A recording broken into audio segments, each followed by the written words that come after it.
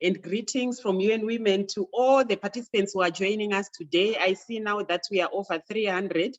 We're actually 310 participants. So a warm welcome to everybody who has joined us today. We are so excited to have you, to connect with you today on this very important discussion that we are having today in terms of how we can use innovation and technology in the fight against gender-based violence. So I think you agree with me that many times what we do is to look at things in their own boxes, right? So we look at IT and technology on one hand, and then we go back to look at GBV, and then we look at leadership. But what I'm seeing now is actually an attempt to see how all of these issues can come together. And then we layer innovation to promote political participation of women in leadership, to promote, to prevent GBV, to innovate around GBV prevention and response, and so on. So I'm hoping that this will be the start of so many of those conversations to really see how the different elements of what we do under generation equality can come together to really deliver results for Kenya.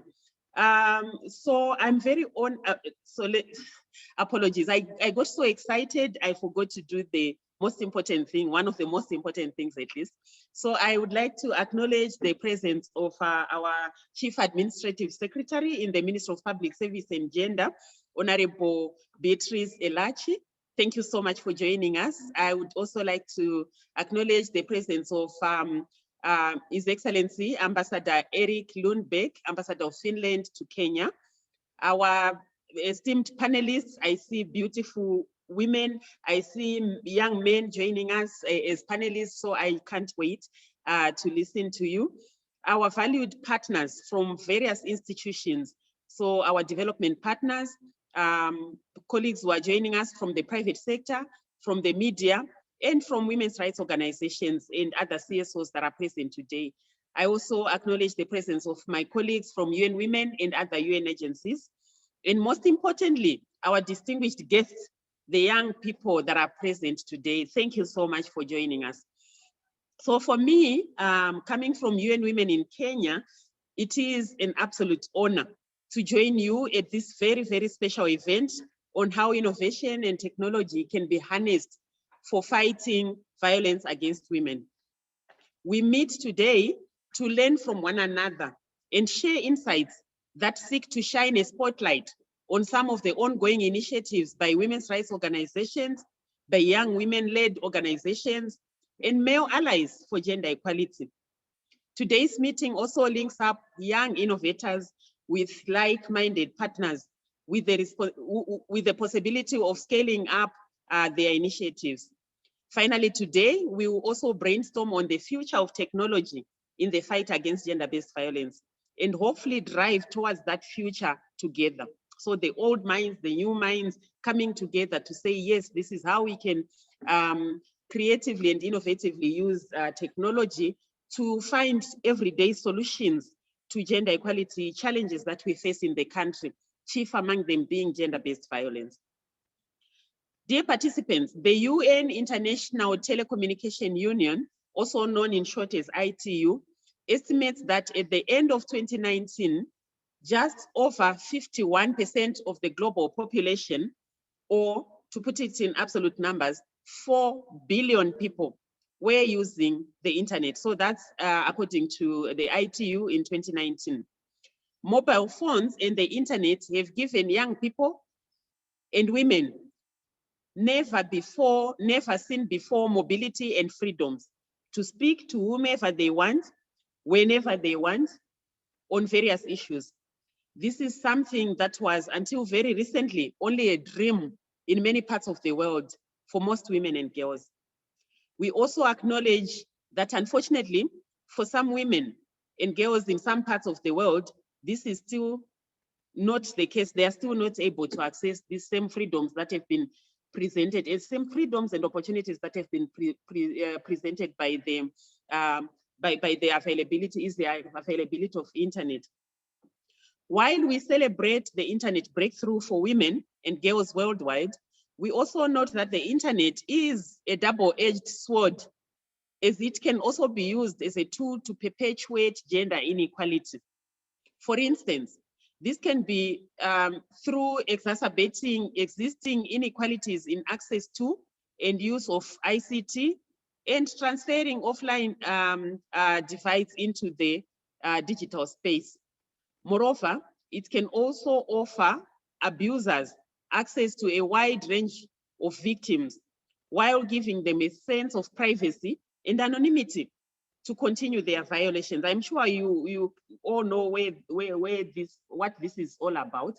So the use of the internet to actually perpetuate violations of women's rights, especially, and the violators hide very quietly and they are anonymous to the whole world, but they can just dish out the abuse and continue to violate the rights of women and girls online in that manner. Dear participants, according to the 29 Kenya population and housing census, Kenya's population is largely youthful, with an entire 75.1% of its population qualifying as youth, that is below 35 years. The majority of internet users are young people.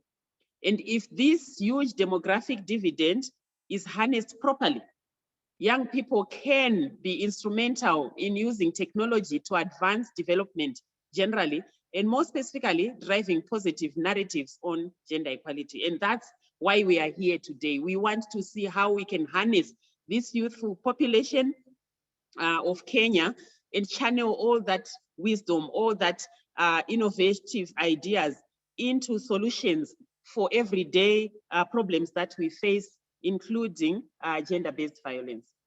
Ladies and gentlemen, one of the global challenges of our times is the COVID-19 pandemic. The social impact of the pandemic has severely impacted the youth, especially young women and girls. The National GBV hotline recorded 6,297 cases between March and December last year, as compared to 1,100 cases during the same period in 2019. So this is a staggering 446% increase noted during the COVID period. Moreover, the pandemic presents challenges of access to essential services, including justice for GBV survivors due to decrease in GBV services, as resources are diverted from the justice system, for example, to the more immediate public health response. So we've seen how all other sectors have suffered because all the attention and resources have been shifted towards fighting the pandemic, and therefore leaving women and girls with very little protection. Furthermore, we have seen that jobs and livelihoods losses have not only made women and young women poorer and more vulnerable to sexual exploitation and abuse, we've actually seen how it has also weakened their access to essential GBV services. So we learned from another platform only on Saturday how young women who are in the low-paying jobs in the country, in Kenya, how some of them reported that they felt compelled to sleep with their bosses just so that they could avoid being laid off, as companies were downsizing due to the economic impact of COVID-19. Amidst these challenges, technology and innovation has kept the world going and adapting to the new normal, with various activities and services moving online. For instance, COVID-19 protocols have changed how justice institutions, for example, the courts, the police, prosecutors, lawyers, prisons, and so on, they've now shifted their functions to be provided online, necessitating innovations such as online filing and hearing of cases. Furthermore, digital platforms are opening new forums for public organizing, especially for young women's activism, though the digital divide and cyber violence must be tackled to reap the full opportunity. Women politicians, as we know, as we've seen, and as we read every day, human rights defenders, leaders of women's rights organizations, and feminist groups are targeted online and offline all the time, and this is not news to us. So while this transition to digital services has facilitated access to services for some GBV survivors. So for example, through the hotline and through the online court filing, let us remember that it has also excluded the majority of poor women and girls that are living in slum areas and rural areas where there is very little access to internet connectivity. It is therefore important, ladies and gentlemen, to keep these disparities in mind as we champion innovations so that we guard against widening this gap, but rather innovate around how we can help close this rural and gender gap in technology. As we deliberate, let us also be guided by the new thinking that is guiding this work on innovation and technology from a gender perspective. Let us connect with the global thinking that is going on under the Generation Equality Forum, specifically under the GBV Action Coalition, which the government of Kenya co-leads at the global level, and the Action Coalition on Innovation and Technology, which government of Finland co-leads with other world leaders. As UN Women, we are happy to report that we have actually adopted and supported innovative solutions in the fight against GBV, such as supporting the national GBV reporting that I mentioned, which provides telecounseling and referral system through the toll-free helpline 1195. UN Women is also a member of the Kenya Youth Engagement Platform, also known as UNITOC, the steering committee that was recently constituted by the Minister of ICT, Innovation and Youth Affairs. So UNITOC, for those who don't know, will primarily be a platform for youth to access essential life-saving information and speak out via various social media platforms such as WhatsApp, SMS, Facebook, Viber, Telegram, Instagram, and so on. We are also proud to support the network of survivors of sexual violence in Kenya, convened by Wangu Kanja Foundation, which developed the first ever mobile application available on Google Play Store. And I'm so happy to see Wangu Kanja also online is one of our panelists. So we look forward to learning more from that experience. The mobile application has enhanced the reporting, documentation, training, and monitoring of cases of sexual violence in Kenya. In conclusion, we are very grateful to the partnership and support of the government of Finland through its embassy in Kenya. Finland's commitment to the adoption of technology and innovation is evident as its role as one of the leaders of the Action Coalition on Innovation, Technology for Gender Equality under the Generation Equality Forum, as I already mentioned. We also commend the government of Kenya for its vibrant leadership of the Global Action Coalition on Gender-Based Violence. We hope that today will be the start of how we connect the other action coalitions to the work that Kenya is leading on at the global level on GBV.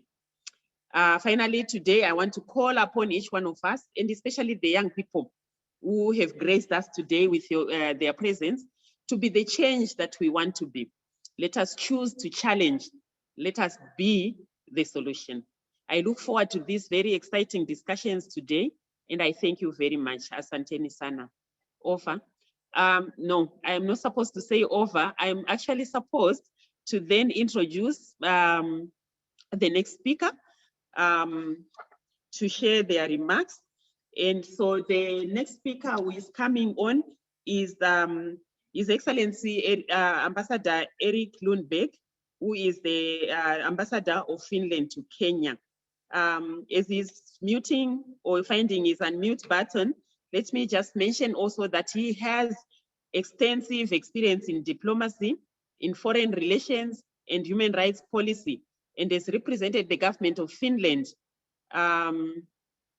in various countries as a diplomat, the United Nations and the Council of Europe. I must also say that in the ambassador, we have a friend for gender equality activists in Kenya. So we have his full support, we have his full friendship, and we have, you know, this collegiality that we continue to work with. So we are so honored to have you today co-hosting this event with us, Ambassador, and over to you.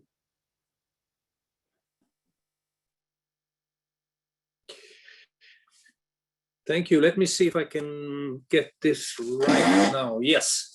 Honorable Chief Administrative Secretary Beatrice Elachi and dear Anna Mutavati, UN Women Kenya country representative, thank you for your kind words. To begin with, dear partners, dear friends, it's really a great pleasure for me to be here today and an honor to co-host this joint event with you, our partners, in the State Department of Gender and UN Women in Kenya. And I wish you all a good morning, and I want to note that this is a theme that to us is both very topical, but also a strong priority for Finland as a country. Globally, we are a strong supporter of the generation equality process, which brings together different stakeholders to promote gender equality and the rights of women and girls. Finland has been selected as one of the co-leaders for the Generation Equality Action Coalition on Technology and Innovation, whereas Kenya is one of the co-leaders for the Coalition on Gender-Based Violence. In today's event, this theme we have marries both those topics. The Action Coalition has been working on, or both of them actually have been working on blueprint documents that contain concrete measures to focus on in the coming 5 years. And these will be unveiled during the ongoing Generation Equality Forum in Mexico City this week. But let me give you a sneak peek on some of the measures that will be unveiled relating to technology and innovations. First of all, we are going to commit to bridge the gender gap in digital access and competence. We are going to invest in feminist technology and innovation. We are going to build inclusive, transformative, and accountable innovation ecosystems. And we are going to work on preventing and eliminating online and tech-facilitated gender-based violence and discrimination. All of these areas mentioned have set target levels to be reached by 2026. And together with all the Action Coalition leads, Finland will invite governments, companies, civil society actors, international organizations, philanthropists, and youth-led organizations to join in the campaign as generation equality commitment makers. First of all, we must ensure that women and girls have access to necessary devices and internet so that they can benefit from different technological solutions and innovations that will help them and will prevent and eliminate violence. In addition, they need to have the necessary digital skills. It is important that education and training, therefore, is provided. Unfortunately, as has been noted, violence against women and girls has increased during the COVID pandemic. And at the same time, challenges in access to information, preventive measures, and support to the survivors and the victims have been more limited. Technology and innovation has huge potential to address this issue. The pandemic has moved different aspects of our lives online and helped us better to see the possibilities that technology and innovation can offer as solutions to different problems, including violence against women and girls, for example. For instance, by raising awareness on the issue and by facilitating the sharing of information about available help and support. However, we also need to be conscious of the risks that technology can bring. Online gender-based violence is an increasing problem. And in order to make most of the possibilities provided by technology and innovations, we must ensure that online services and spaces are safe. It is also important that women and girls are aware of those risks and can recognize them. Therefore, it is important to ensure that no one is left behind and to ensure that women and girls in all their diversity can access and use technology and online services.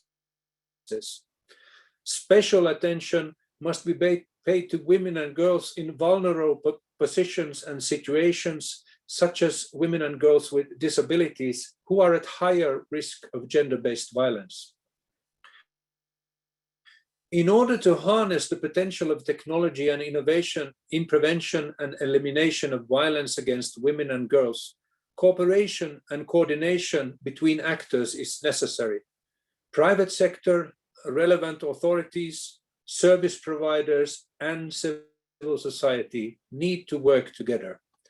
To better address the needs and concerns of those who are using technological and innovative solutions, among their creators and developers must be more women in all their diversity. Voices of those who experience or have experienced violence must be heard when developing technology and innovations to address this scourge. Girls are at higher risk of gender-based violence. It is important that technological and innovative solutions take into account their special needs. They must be involved as co-creators and developing solutions to their needs and concerns when developing solutions to their needs and concerns. Technology and innovation can provide effective tools to prevent violence against women and girls and to provide support services to victims and survivors. However, at the same time, it is important to address the root causes of this problem. One of these is harmful societal norms. We need to try to address them and change them. And in this regard, the role of boys and us men is crucial. Dear friends, in Kenya, Finland works with partners for women's meaningful participation in decision-making for all women and girls to be free from violence, including gender-based violence. We also increasingly want to collaborate for the empowerment of youth.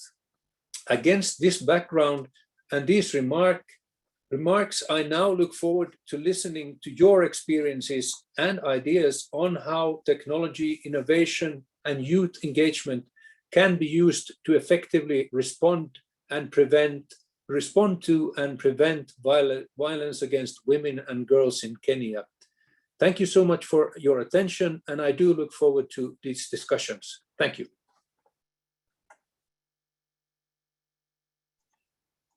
Thank you so much, Your Excellency, for those remarks. I really listened keenly to what you were sharing, and I think you gave us a very important reminder that the root causes of gender inequality need to be addressed. They need to be tackled. So while, yes, the internet is used to perpetuate those violations, we cannot say that the internet is the cause of GBV or gender inequality.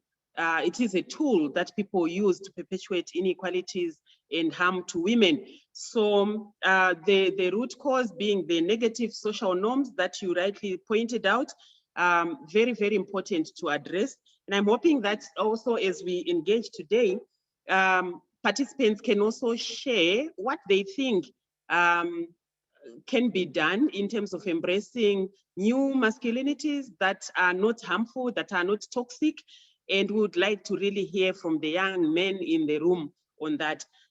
So without further ado, I'm honored to call the next speaker, and that is, I hope I say your name correctly. If I don't, please forgive me. Jael Diana Amayo. So Jael is a third-year aerospace engineering student at Kenyatta University.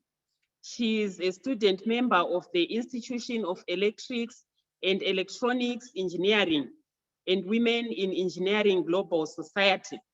So Jael, over to you. Karibu.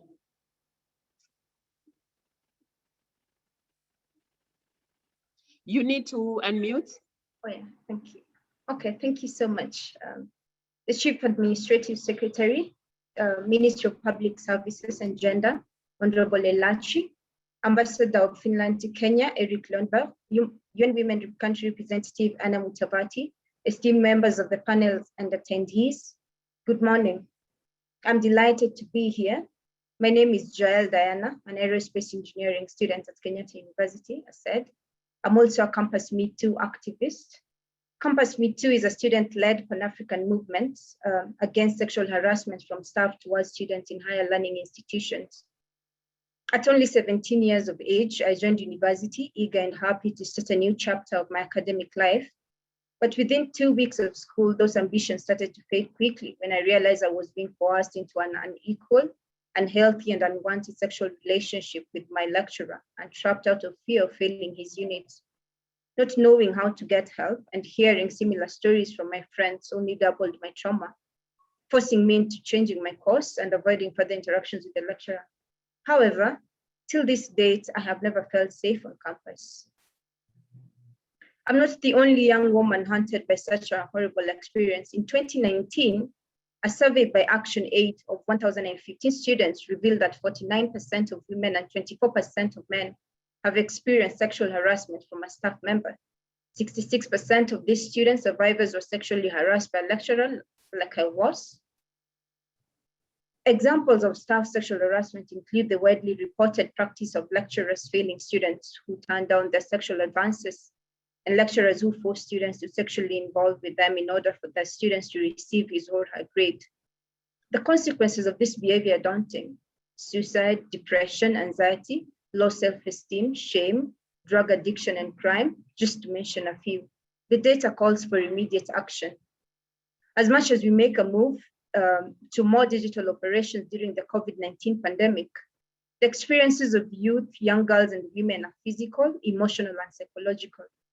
Today, you could be a passive bystander on the sidelines, and next, you could be my 23-year-old schoolmate Belvin Nungari, raped and left for dead, or 20-year-old Eunice Wangari thrown out of the 12th floor for saying no to sexual advances, only to have journalists blame and shame her.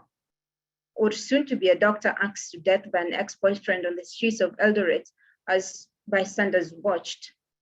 The call for progressive countrywide solidarity among women and men is needed, and we remain confident that concrete results can be achieved, even at a time when the data proves otherwise.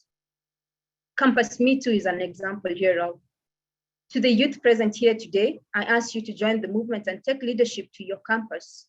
Use the resources, tactics, and materials from Campus Me Too to hold your university and college accountable and help the students. And as for the Ministry of Public Service and Gender, UN Women Kenya, Embassy of Finland to Kenya, and the various organizations represented today by our panelists, I call upon you to support more programs on youth activism, not only through finances, but also with your social capital and institutional powers. Finally, it is important to note that no generation that has come before us has had the platforms and massive support system as in our time. We have every social media platform at our disposal to create awareness on SGBV. Youths who are invested in changing societal narratives in regards to the position and roles of women by leading through change, emotional intelligence, and with the urge to co-create solutions, coupled with numerous INGOs and CSOs that have created increased accessibility. And with the State Department of Gender present today to witness the huge turnouts, it is imperative that the implementations of the recommendations of the Beijing Declaration and the Platform for Action is overdue. Thank you very much for your time, and thank you very much, country representative, UN Women. Thank you so much, Diana, Jael, for those remarks. I really listened, enjoyed listening to you, posing all those challenges to all of us, and particularly sharing your own experience, because that's what tells us and reassures us and reconfirms to us that these issues are real and that they are happening every day. And so there are so many other Jaels, Dianas going through what you went through. But I think what's also special for me, listening to you, Jael, is the course that you are undertaking at the university. And I hope later during the chat discussions or the plenary, you can also share along with others who are studying STEM, science, technology, engineering, and mathematics. You can also share with us, you know, what you had to beat to take on these courses, what you had to go through, what challenges you had to overcome, and your recommendations for us to get more of you more of young women, young girls, young students taking on the courses that we are studying. So I really enjoyed listening to you because yours brought in an intersection indeed of, you know, the barriers to studying STEM for young people, but also the real experiences of sexual harassment in institutions of higher learning. And so thank you so much. I note that we have 465 people, participants to this meeting. So thank you so much. Please keep writing in the chat box where you're coming from. Share with us also what's going on in your mind, even as you listen to these issues. And as we call on the next speaker, I just want to also encourage you that you get more information on the ongoing global conference on generation equality that's happening as we speak in Mexico. So 29th, 30th, and 31st. So that's where all of these global leaders on gender equality and empowerment of women are meeting virtually and a few in person because of COVID-19. So all of these discussions are also happening there. So to connect our local to the global and bring the global back home, I encourage you to register and participate in the different sessions that will be happening. Actually, today, our very own Cabinet Secretary, Professor Margaret Kobia, will be speaking between 8 and 10 a.m. today, Mexico time. And she'll be speaking around the issue of GBV. And then there will be subsequent discussions also on ICT and innovation. So I'm hoping that from here, we can also connect to what's happening at the global level so that we know we are part of that global movement, but we are also bringing it back home to work in Kenya. Dear colleagues, I have the honor and pleasure of introducing our next speaker, who is Honorable Beatrice Elachi. Honorable Elachi is the Chief Administrative Secretary and the Minister of Public Service and Gender. She has held a number of leadership positions, most notably marking a spot in history as the first woman to serve as Speaker in the Nairobi City County Assembly, and the first woman Majority Chief Whip to serve in the Senate of Kenya. She is an ardent champion for the rights of women and girls. I invite you, Honorable Elachi, to share your official remarks with the participants now. Thank you, and over. Thank you so much, Anne, and thank you for all the other presenters that have been. Mr. Eric Landberg, the Ambassador of Finland to Kenya, Ms. Anne Msavati, the UN Women Kenya Country Director, my colleague Cass, Shebi Kelimo, government officials, development partners, civil society representatives, and the youth representatives. First of all, I just want to thank you all before I just read my CSS speech, just to say that I have listened to Ambassador, and I think, yes, it is important for us to look at the root causes. I've also listened to Jael, and campus sex harassment is one of the issues that I think we shall be engaging so much. And I'll just say I have been trying to engage the police now to see how we can move from the police stations, the OBs, and do them through the Huduma centers so that maybe it can be more friendly to women, and women can openly come and just report some of these cases and many other cases. So I think just to say that, and then to allow me read my CS's remarks. Distinguished guests, ladies and gentlemen, it is my great pleasure to share this platform with you on this 65th session of the Commission on the Status of Women, CSW, event that is of global and national importance. This year's priority theme is women's full and effective participation and decision-making in public life, as well as the elimination of violence of achieving gender equality and the empowerment of all women and girls. I wish to express my deep and sincere appreciation to the UN Women and to the government of Finland for inviting the Ministry of Public Service and Gender to be part of this important discussion that focuses on harnessing technology and innovation and youth activism to effectively respond and prevent violence against women and girls in Kenya. Gender equality and non-discrimination are anchored in the Constitution of Kenya 2010. Relevant laws and policies have been developed to ensure their achievement.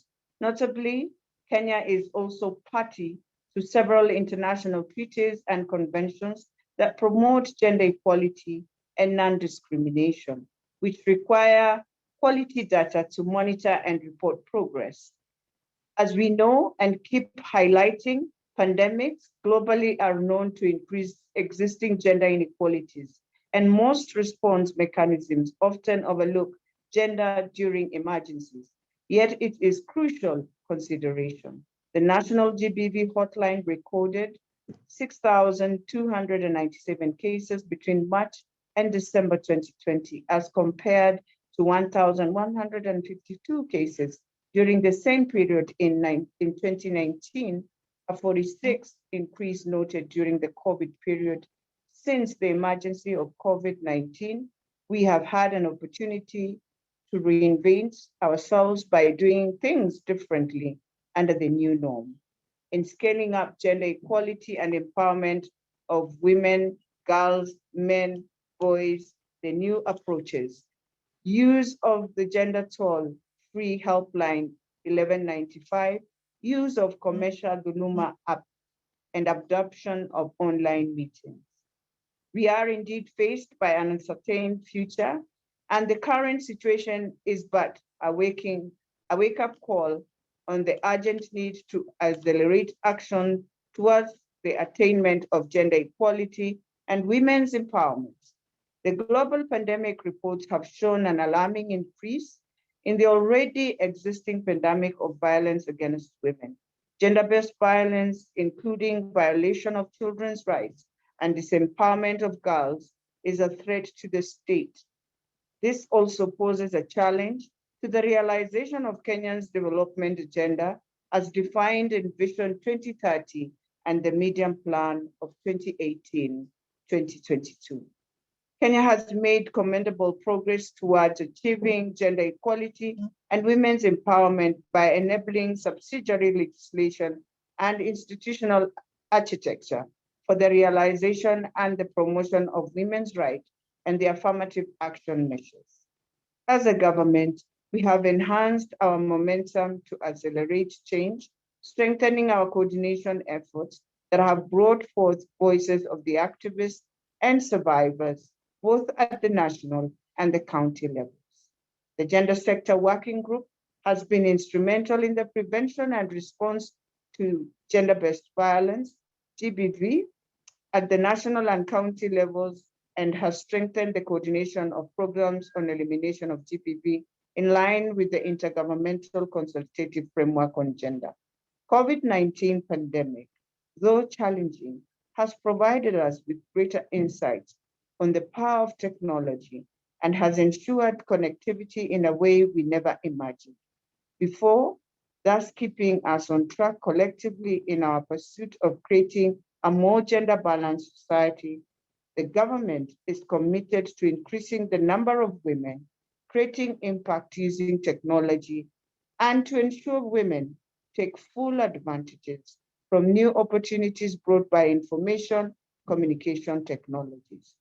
The internet, mobile phones, social media platforms, radio, television, and newspapers, among others, can be effective for altering attitudes towards gender norms. They also put a spotlight on stereotypes, stereotypes and harassments. Digital technologies have the potential to empower women socially and economically by creating new employment and entrepreneurial opportunities, removing trade barriers for women, enhancing access to finance and information, and optimizing the business processes, thereby helping to reduce dependency and GBV. There is need for more training for women and girls in the use of ICT, to be more involved in production of ICT products and services and decision-making related to ICTs. Various initiatives that have been undertaken to deal with the GBV include the establishment of gender desks in police stations, establishment of toll-free hotlines, such as the 1195, as well as increased advocacy campaigns. The State Department of Gender, in partnership with the Healthcare Assistance Kenya, operates a 24-hour toll-free helpline that supports survivors of GBV to receive online counseling and referrals for medical and legal services. The mobile app, dubbed Commercial Duluma, that was recently launched, will improve access to GBV services by making information on location and contact numbers of GBV service providers available to Kenyan citizens at the time of need. His Excellency President Uhuru Kenyatta has continued to reaffirm his personal commitment and that of the government of Kenya to provide leadership to eliminate female genital mutilation, which remains one of the most serious violations of the rights of women and girls in Africa and particularly in Kenya. The Generation Quality Action Coalition gives us an opportunity to galvanize action nationally, regionally, and globally for a more gender-balanced society. As a government, we are committed in the Generation of Quality Forum Action Coalition on Gender-Based Violence, where we are co-leaders with the United Kingdom, the Iceland, and Uruguay. Kenya will focus on all forms of gender-based violence and specifically on accelerating the President's commitments to end FGM by 2022. Efforts to end gender-based violence will be more successful if it harnesses the power of collective actors, including working with men and boys. Organized activism against gender-based violence is a key to creating transformative change on attitudes, norms, and behaviors, as well as pushing for change in policy and practice. This will also give us an opportunity to reach out to Kenya's youthful population that currently stands at 75.1% to join in the campaign to end violence against women and girls. Further, I want to assure you that as a government, we will continue to undertake our obligations in the prevention of and response to GBV. Let us work collectively to ensure we continue to deliver tangible results. I wish to thank our valued development partners, civil society organizations, the private sector, the academia, other government agencies, and youth-led organizations for their continued support and commitment in our journey for a just society for women, men, girls, and boys, because gender equality is about humanity and we all matter. Thanks and God bless you. Thank you so much. And I just want to reiterate that I will proceed to join you until the end of the program. Thank you so much. Thank you so much, Honorable Elachi, for those elaborate remarks. We are really honored that you came and you are supporting this discussion, the dialogue, but also sharing with the participants what government of Kenya is doing on GBV, on technology, and all matters gender equality. So we're really honored and we thank you for those powerful remarks. I think the participants are also saying in the chat function, we would like to see how we move going forward so that this doesn't end as one of those talk shows, but that we actually talk, but then take action forward. So even as you challenge the speakers, please also challenge yourselves and say so from everything that I'm learning today, what am I going to take in my innovation space? What am I going to take in my space for fighting sexual harassment in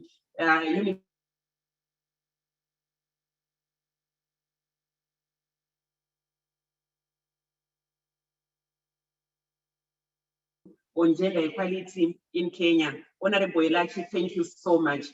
I just want to note as I hand over the mic to my colleague Nyambura, I want to note the presence of participants from Vihiga County, from Kericho County, from Masai Mara University, from Tech University of Kenya, from Nation Media, from Gresa University, Pioneer International, University of Nairobi, Jomo Kenyatta University, Kenya Methodist University, and so on. So please do keep talking to us. We really need to hear from you on this analysis of the issues that have been shared today, but also more importantly, how we can use technology innovatively and innovation to find solutions to these problems we have had today. So thank you very much. I hand over the mic to my colleague Nyambura for the next session. Good morning, everybody. It is such an honor to be joining 494 of us this morning. And just reaffirming once again, as we had on Saturday, we had an event with youth from around the world, including from Kenya. And it just again reaffirms how these issues are huge, but also that they are of such importance to a new generation of activists. It is my great honor to introduce our next performer. We cannot have an event such as this and not have obviously a performer. And again, to show the connections across our different cultures. I'm really excited to introduce Sisi Mananga, who is a Congolese-Belgian singer-songwriter, and not just a singer-songwriter, but an award-winning singer-songwriter. Sisi was with us on Saturday. I hope your voice has rested, and she really electrified us, and we are just so happy to have her join us again. Now, Sisi is really, the reason why we're just so happy to have on this platform is because Sisi is using her platform, her voice, her writing skills to really bring to life the issues that we're all working around, issues around violence against women, celebrating women and the diversity and the strength that we bring to our communities. Her latest album, Mopepe Mama, is shortlisted, right, Sisi, for a semi-final award. So we're really pleased that you're able to join us. And without further ado, let me hand over to Sisi. The stage is yours, Sisi. Karibu sana. Thank you very much, Nyambura. It's a pleasure for me to perform live today to this very important event on prevention against gender-based violence in Kenya, performing from my home in Nairobi. My upcoming album, Mopepe Mama, is about womanhood. And one song from that opus is called Nsamina. Nsamina means light in Kikongo. And Nsamina is about friendship between women, about sisterhood. As the author Alice Adams put it, women know how to be friends, and that's what saves our lives. Nsamina is about being a shining light for your fellow woman, your sister, in her darkest hours. But it's also a reminder to women and girls who are suffering not to remain silent, to dare speaking up and grab that lending hand, and to walk together towards the light at the end of the tunnel. Thank you.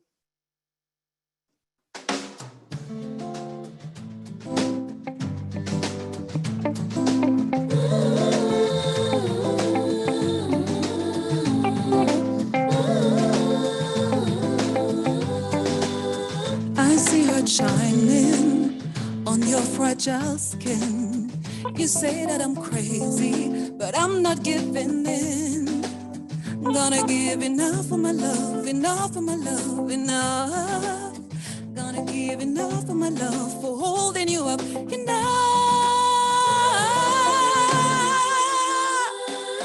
Samina nangai ko ngangapona yose kon samina. Samina nangai ko ngangapona yose ko. Nakati ya butuwe ngana kozala minzo tonayo. Nakati ya butuwe minzo tonayo. This is for all the activists fighting for those women in need. I see tears burning on your precious eyes. You say that I'm crazy. I don't mind if you lie. I'm gonna give enough of my love, enough of my love, enough. I'm gonna give enough of my love for holding you up, enough. Samina nangai ko ngangapona yose ko samina. Samina nangai ko ngangapona yose ko. Nakati ya butuwe ngana kozala minzo tonayo. Nakati ya butuwe minzo toponayo. Samina nangai ko ngangapona yose ko samina.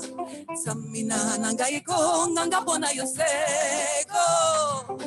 Nakati ya butuwe ngana kozala minzo tonayo.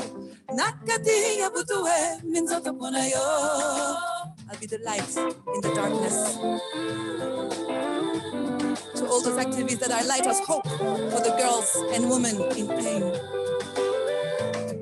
And if you're all alone, you won't have to do it on your own. I'll be your light, your light, your light, your light, your light. And if it's all unknown, no, you won't have to be alone. I'll be your light, your light, your light, your light, your light. Samina nangai ko ngangapona yose ko samina. Samina nangai ko ngangapona yose ko. Nakati ya butuwe ngana kozala minzo tonayo. Nakati ya butuwe minzo toponayo. Samina nangai ko ngangapona yose ko samina. Samina nangai ko ngangapona yose ko. Nakati ya butuwe ngana kozala minzo tonayo. Nakati ya butuwe minzo toponayo. Samina samina. Samina samina. Samina samina. Samina samina. Thank you.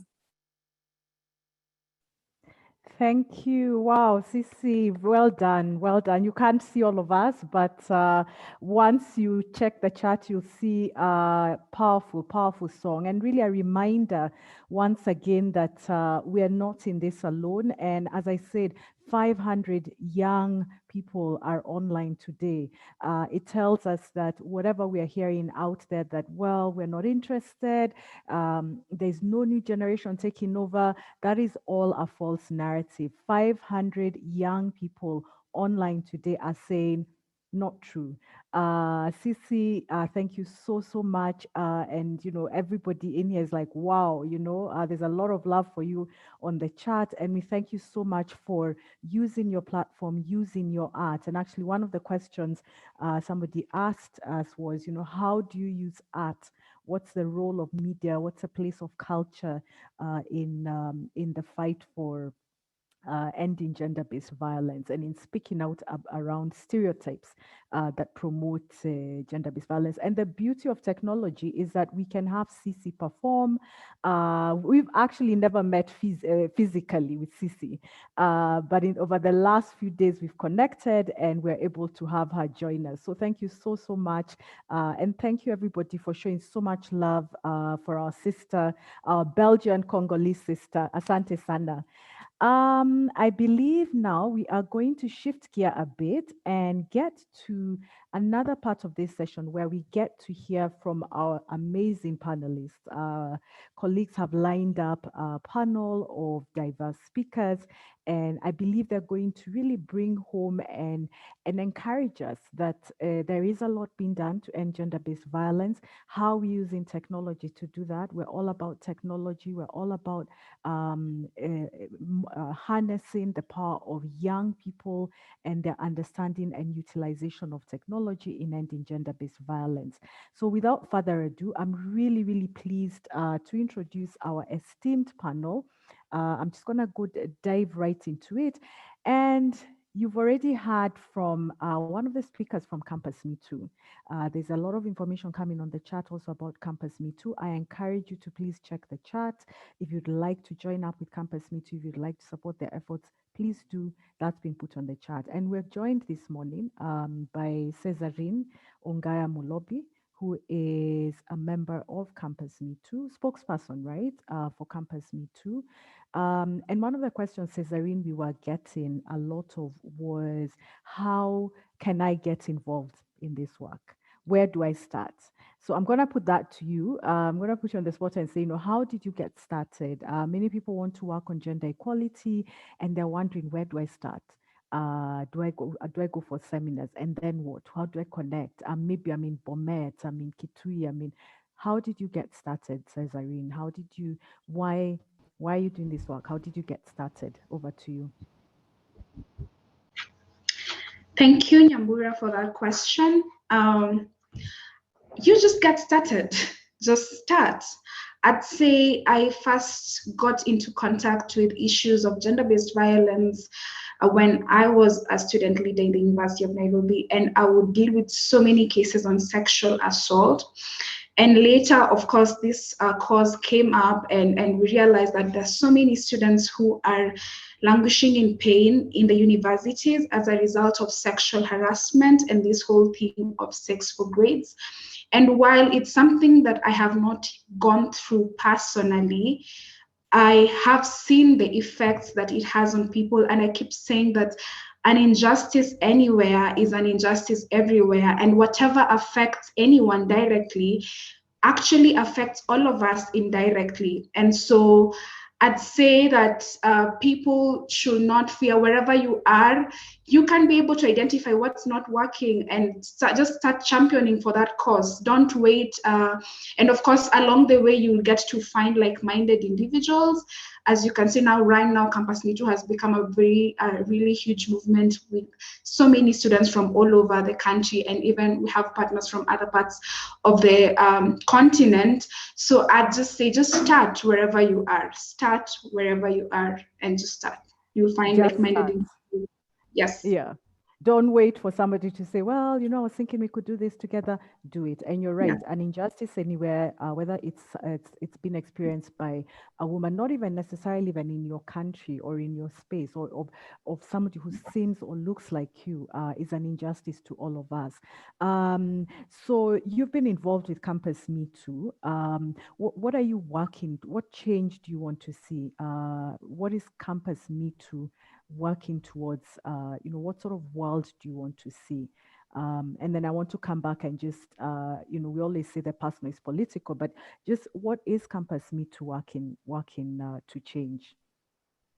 Okay, thank you for that, Nyambura. So Campus Me Too is a Pan-African student-led movement that is against sexual harassment in higher learning institutions from staff to students. It's very important that we are specific because we are fighting sexual harassment specifically from staff towards the students because of the whole issue of power dynamics. So I'd say that we have worked a lot. This movement started in 2019. And it's just as a result of us seeing the number of students who are actually really going through so much pain, people not graduating, people having missing marks as a result of this. And when you would trace, you will actually trace it back and to sexual harassment. So probably they refuse to give in to the favors of lecturers. And it's important for me to say that we did a survey in 2019, and we realized that 66% of the people who are sexually harassed are actually harassed by either professors or lecturers. So you can see that this is a really huge issue, and one of the main things that we are pushing as a movement are these 5 demands that are very specific on what we want to be achieved. And one of them is that we should have a gender office established in each and every university. We should have an investigative committee to look after issues of missing marks.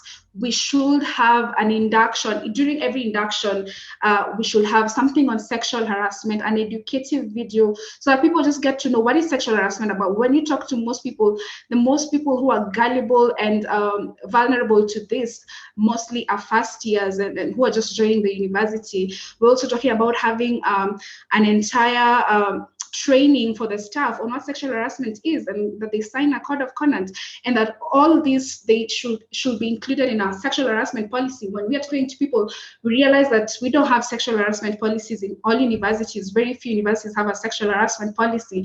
So this is what we are asking for. What we are doing is to building and garnering support from every other person, asking people to join this movement. We're also really advocating for change in policy. And what really we want to see is, we want to see our higher learning institutions as safe spaces, as places that are free from predators, to allow our students to thrive, so that they can be able to be the best that they can be in this particular world without any constraints such as sexual harassment, which really has no place in this time and age. Indeed, an end to sexual harassment, very clear demands. Now, I see a comment, somebody actually just said they signed the petition, I think, to set up Campus Me Too, and so they're happy to see how it's developed. So going back to your point that, start, even if it's signing these petitions that come around, I think it was Akinyi who said she's very pleased to see how far this has gone. How do you manage burnout? Sisi was just saying, people need to know when you're in this fight, you're not alone. But let's face it, we're human beings. And I think COVID particularly, and being in lockdown and limiting our interactions with other human beings, has reminded us that burnout is all too real. How do you manage the magnitude of the issues that you're dealing with? How do you deal with it? Or how are you learning to deal with it? I'd say that activism can be very exhausting and draining, as you've just pointed out, especially with the issue that we are dealing with at hand. It's not something that's easy. But I'd say that there's a lot of support. We have something called family groups in the Campus Me Too movement, where we have different groups from different universities, and these spaces are really safe spaces because it's a really huge movement of ambassadors, and we really just give each other a lot of support. And of course, the entire issue of delegation, sometimes it can really be overwhelming. So just distributing tasks among ourselves, and also just getting time to rest, really, because it can really be exhausting, just getting time to rest so that you don't reach burnout. But I'd say there's a lot of support within ourselves, within the family group. So if someone is going through a lot, and you'd see that even for Jael to be able to speak up, talking about her own story, it can really get draining, and even people just coming out and poking at you and telling you all sorts of negative things because of someone coming out and sharing their story. But I'd say that there's a lot of support mentally. We give each other so much support within these family groups. And I think it's important, the point you've raised about sometimes the public narrative that is even questioning. And even here, we have people who will question what Campus Me Too is about. I think you've articulated it very well. You're advocating for the safety of students. The vast majority of the perpetrators are known. Sexual harassment, we should add, happens where there's differences in power, student-teacher relationships.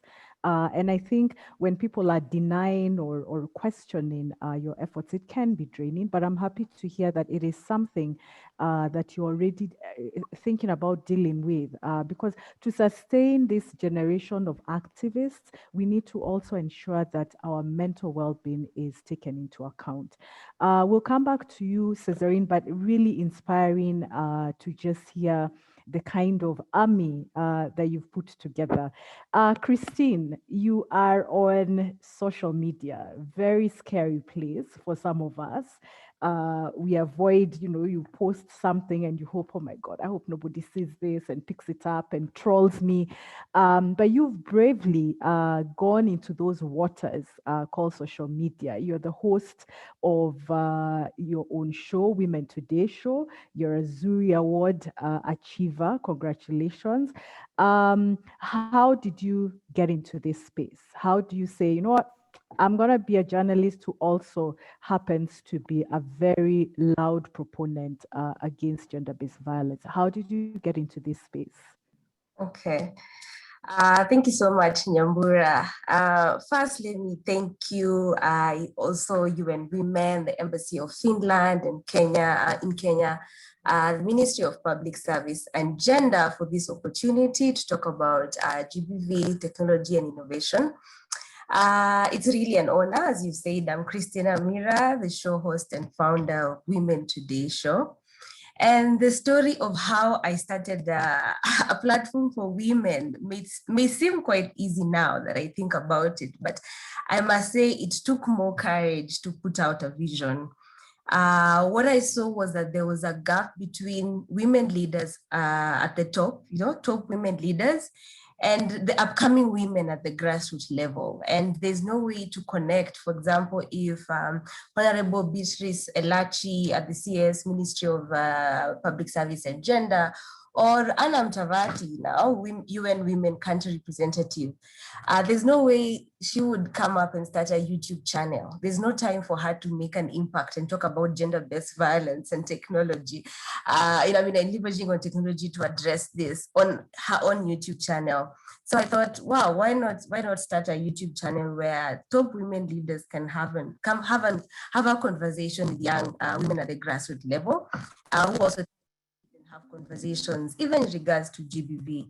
And then also I saw the need for women to be motivated, not when they get to a career level, professional life, they can start this, this inspiration on what to look up to. For example, women in STEM, we always talk about how we need more women in STEM, and there's a need for mentoring as many young women, not necessarily when they get into the office space, but then even before that, prior to that. So the social media space can be accessed by even younger ladies, and they can be able to get a sense of what the role modeling on, the careers they're looking up to, and what they require to get there, the journey that is needed. You might find that she was raised by a mom who was in a different sector, maybe in business, and she's trying to get into STEM, but then there are no women around her, to mentor her into this. So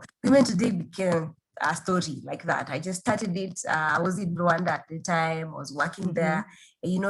An environment or a country that has been really all about women empowerment. So I guess I absorbed that energy. Now I'm back home in Kenya. And that's basically how I started. And I had a vision to enlighten, empower, educate a generation of women, and be able to support women on all levels to reshape the conversation, both young and old. And I would say so far so good. There's a lot and so many stories I would talk about Women Today Show, but that's how I started. Okay, yes, and you're right. I mean, even to have the time, the vision. So what's the demographic of your show? Who is your main, who mainly signs in to your show? Who watches your show? Okay, so when I started it, I thought 18 plus, would say both women and male, because as much as it's the name Women Today Show sells itself as a women's show, men are also welcome, and I'm happy when I also get engagement from men who are watching. But then at first I started it plus, targeting 18 plus. But when I've gone back to, it's good to do a bit of analytics, and YouTube analytics shows that actually my audience, the people who really love this kind of content, 18 to 24 years old are just 70.7%. 18 to 24 are 29.3%. So like 30% are 18 to 24. But then between 25 and 34-year-olds are 70.7. So 70% above 25 to 34. And then the other men ones and are men and women, or how is it? Yes. So the female, so generally the age group is 70% above 25, but then the female, of course, women are the ones, statistics have been done, and women are the ones who watch a lot of content on social media as well. So 97.7 of my audience is Interesting. women, men and women conversations together. There's no way to address, issues even in regards to gender-based violence and you sideline the male. The men have to be in the conversation as well. So I would wish to do even more events, not just on YouTube, social media, get into schools, institutions of both higher learning and secondary schools, and have more events that feature also men, and the male voice is heard, and we deal with all this stigmatization and drive conversations together. So what sort of, so you've kind of touched on it, the kind of conversations you're having around stigmatization of victims, survivors of violence, victim blaming. What are other issues that your audience, like one thing most recently your audience has raised around gender-based violence? Okay, so in regards to gender-based violence, there's just randomly during, I would say, International Women's Day, asking different women, what inspires them, not just necessarily, it was just the audience that's usually at the back end of my story, the viewers. So I'd ask them, so what inspires you, and what the challenges that you would like to address? And there are many ladies who came out and they're doing such impactful things out there. One of them was Diana Kamande. She's a survivor of gender-based violence, and she has an NGO. She started her own NGO to support children and also women on the same issue of gender-based violence. But then the thing is, gender-based violence is very sensitive, and it has different facets. Nowadays, even with social media, it presents itself in different ways, and people are affected more. But social media provides a space for such a lady to come and talk and tell her story, and it inspires many others. And from that, somebody would maybe going through the same situation will know what to learn, or how to address the issue. But apart from just having the conversation, there's one, actually, you've asked which conversation recently, other than the one that she shared her story. This one was different in regards to gender stereotypes, and it got a lot of viewing. Women, the lady was from Rwanda, not Kenya, and she talked about how even dating today is different, self-dating, and people having stereotypes in regards to what women are expected to do, behave, dress, recently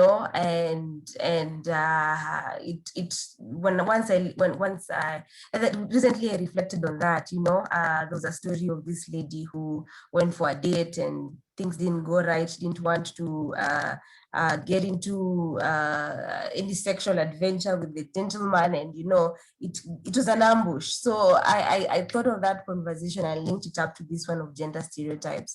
And those are the kind of conversations that women really would want to have, addressing the issues that are there today. My show is Women Today, so addressing issues that are there today, the very pertinent issues of the age group that I'm focusing on is 18 to 34, I would say, but mostly between 25 and 34. issues in regards to dating and also workplace. You know, you're in the workplace and there's a workplace stereotypes.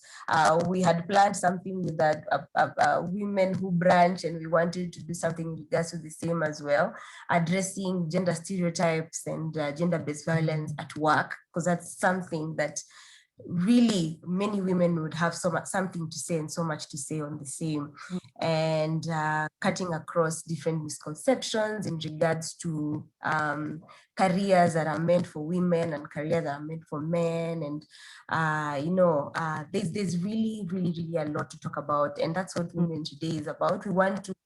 We don't feel like we've actually reached the potential of what we can do. There's a lot to do, and so many conversations to have, but we need many more stakeholders on board to have all these conversations successfully. We can't run the show alone.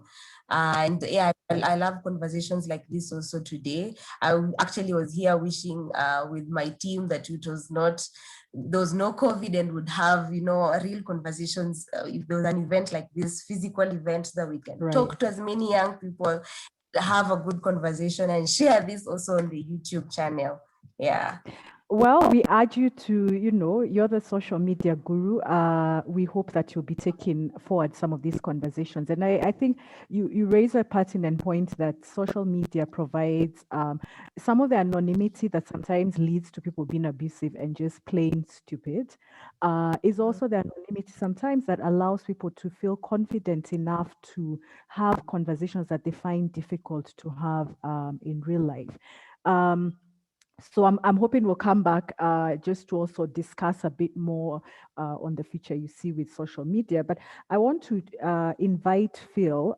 Phil Otieno is joining us from ADSOC. ADSOC is Advocates for Social Change Kenya, formerly Men for Gender Equality Network. Phil, good to see you. Now, Phil, this question, in fact, it's really, you've just come in at the right time, because the whole question of anonymity and how it is emboldening certain men, we wouldn't say all men, certain men, to just let it all hang out and just talk a lot of, just put out there really very vile things about gender relations, about women, what is going on, and how are you, engaging men, to really understand the role that they can play? How did you even get started? Let me just take you back to that, because actually, let's start from there, because there's a lot of men who I encounter, and even here, there's some who've written in the chat and said, how do I get involved? What can men do? Phil is going to ask that question. How did you get started? Why did you even get into this space? Yeah. Okay. Thank you so much, Nyambura. And I'm glad to be here. Good morning, everyone, and all protocols observed. Thank you so much. And it gives me joy and pleasure to join with this wonderful group of people, a huge number of young people listening in to this wonderful conversation. Now, very quickly to the question about how I started. I think my engagement in gender equality work was largely shaped by the events and things that I saw happen in the community where I grew up. I was born and raised in one of the informal settlements of Nairobi, and there are a lot of things that I saw happening that I felt were not right, particularly some of the issues that were directed towards women, mostly by men. And from a very tender age, I felt that things were not right, and I said, this cannot happen. So with regards to where one needs to start, it needs to start with oneself. That realization that there's something that you can do to bring about change. If you want to bring about change, then you must be the person to start, however small it is. And then by and large, my focus was actually based on really looking at men as a very key element in bringing about that change. Why? Because number one, men formulate, they sustain, they reproduce and legitimize the majority of social structures that actually justifies their subordination of women, and even more so promote unhealthy male behavior and also undermine attempts by other men who want to work towards social justice initiatives. And on the other hand, young people, particularly boys, imitate what they see adult men do. And therefore, that gave me a very good thinking in terms of looking at the male privileges, because number one, just being born a man, it comes with some preferential treatment. I understand that men may not be homogeneous, but one thing that is a common factor in all through and through is the male privilege in most societies and in most communities in Kenya. And therefore, you realize with the privileges, they can have access to positions of influence, power, authority, and access to and control over resources. So for me, working with men and boys in particular was a key element of the work that I thought would drive the agenda of change and bring about that change that we all yearn for. And so going back to the question, you just start with yourself, then you engage with other people within your own circles to be able to bring about the change that you want to see happen.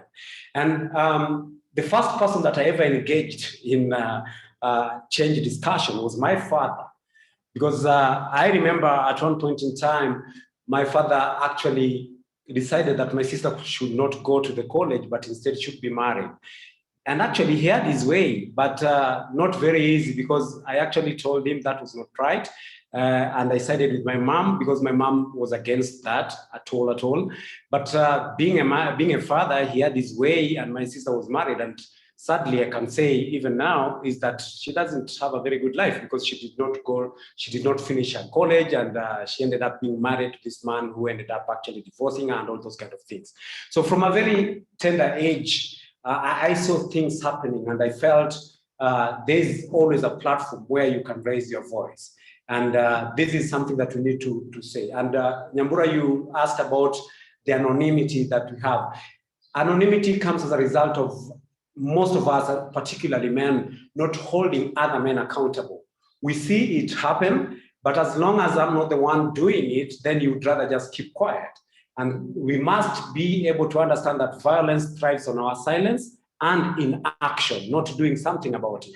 And therefore, we can never remain bystanders when we see other men doing certain things that are not right, and then say, as long as I'm not doing it, then it's okay. If you're not doing it and the other person is doing it, and then you don't call them out, then you're actually complicit to what they're doing. Thanks, Nyambura. Wow, Phil, I did not even know this part of your story. But listen, Phil, we've seen a lot of men asking the question, one, how do I get involved? So I think you've really touched on that. Again, kind of resonates with what the others have said, that, you know, it starts with you, your personal experience. That's usually where you find resonance, an incident, a situation, and you find yourself in this activist space. Some of us make a life out of it. But the other question I would ask is, how can men be good allies? Because I think we need to distinguish, and there's a lot of conversation also happening within the women's rights space about how can men be effective allies. Because again, if they come and recreate the same privileges, the same stereotypes, the same ways of organizing that we're also seeking to change and dismantle, then, you know, we're not making progress. So how, in your experience, how can you be a good ally? Somebody says, I want to ally, I want to support this fight. How do I be a good ally? Yeah, thanks, Nyambura.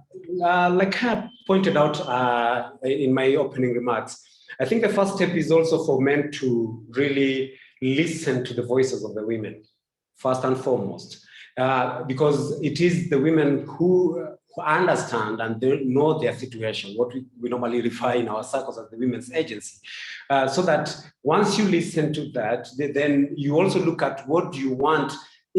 And if I bring it home closer to any man, we have relationships with women in our lives. Maybe at the workplace, they are our relatives and all that. Those are starting points where what you want for that particular woman who you care so much about to happen to them. That's the same thing that you want to extend to the wider society. But by and large, you first start by listening to the voices of the men, of the women, and then listening to their agencies in terms of their needs, their voices. What do they want to do? What do they want to see happen? And then engage with your fellow men in spaces where you actually hold them accountable if they're doing things that are not right, but also challenging the stereotypes, the norms, the myths, the misconceptions, and any other sexist remarks that they may be making or prejudices against women by calling them out. Because again, we must say this again and again, that we must be at a point where we start calling out men, naming them and shaming the behaviors that they are doing. Because if we don't do that, then it becomes a problem.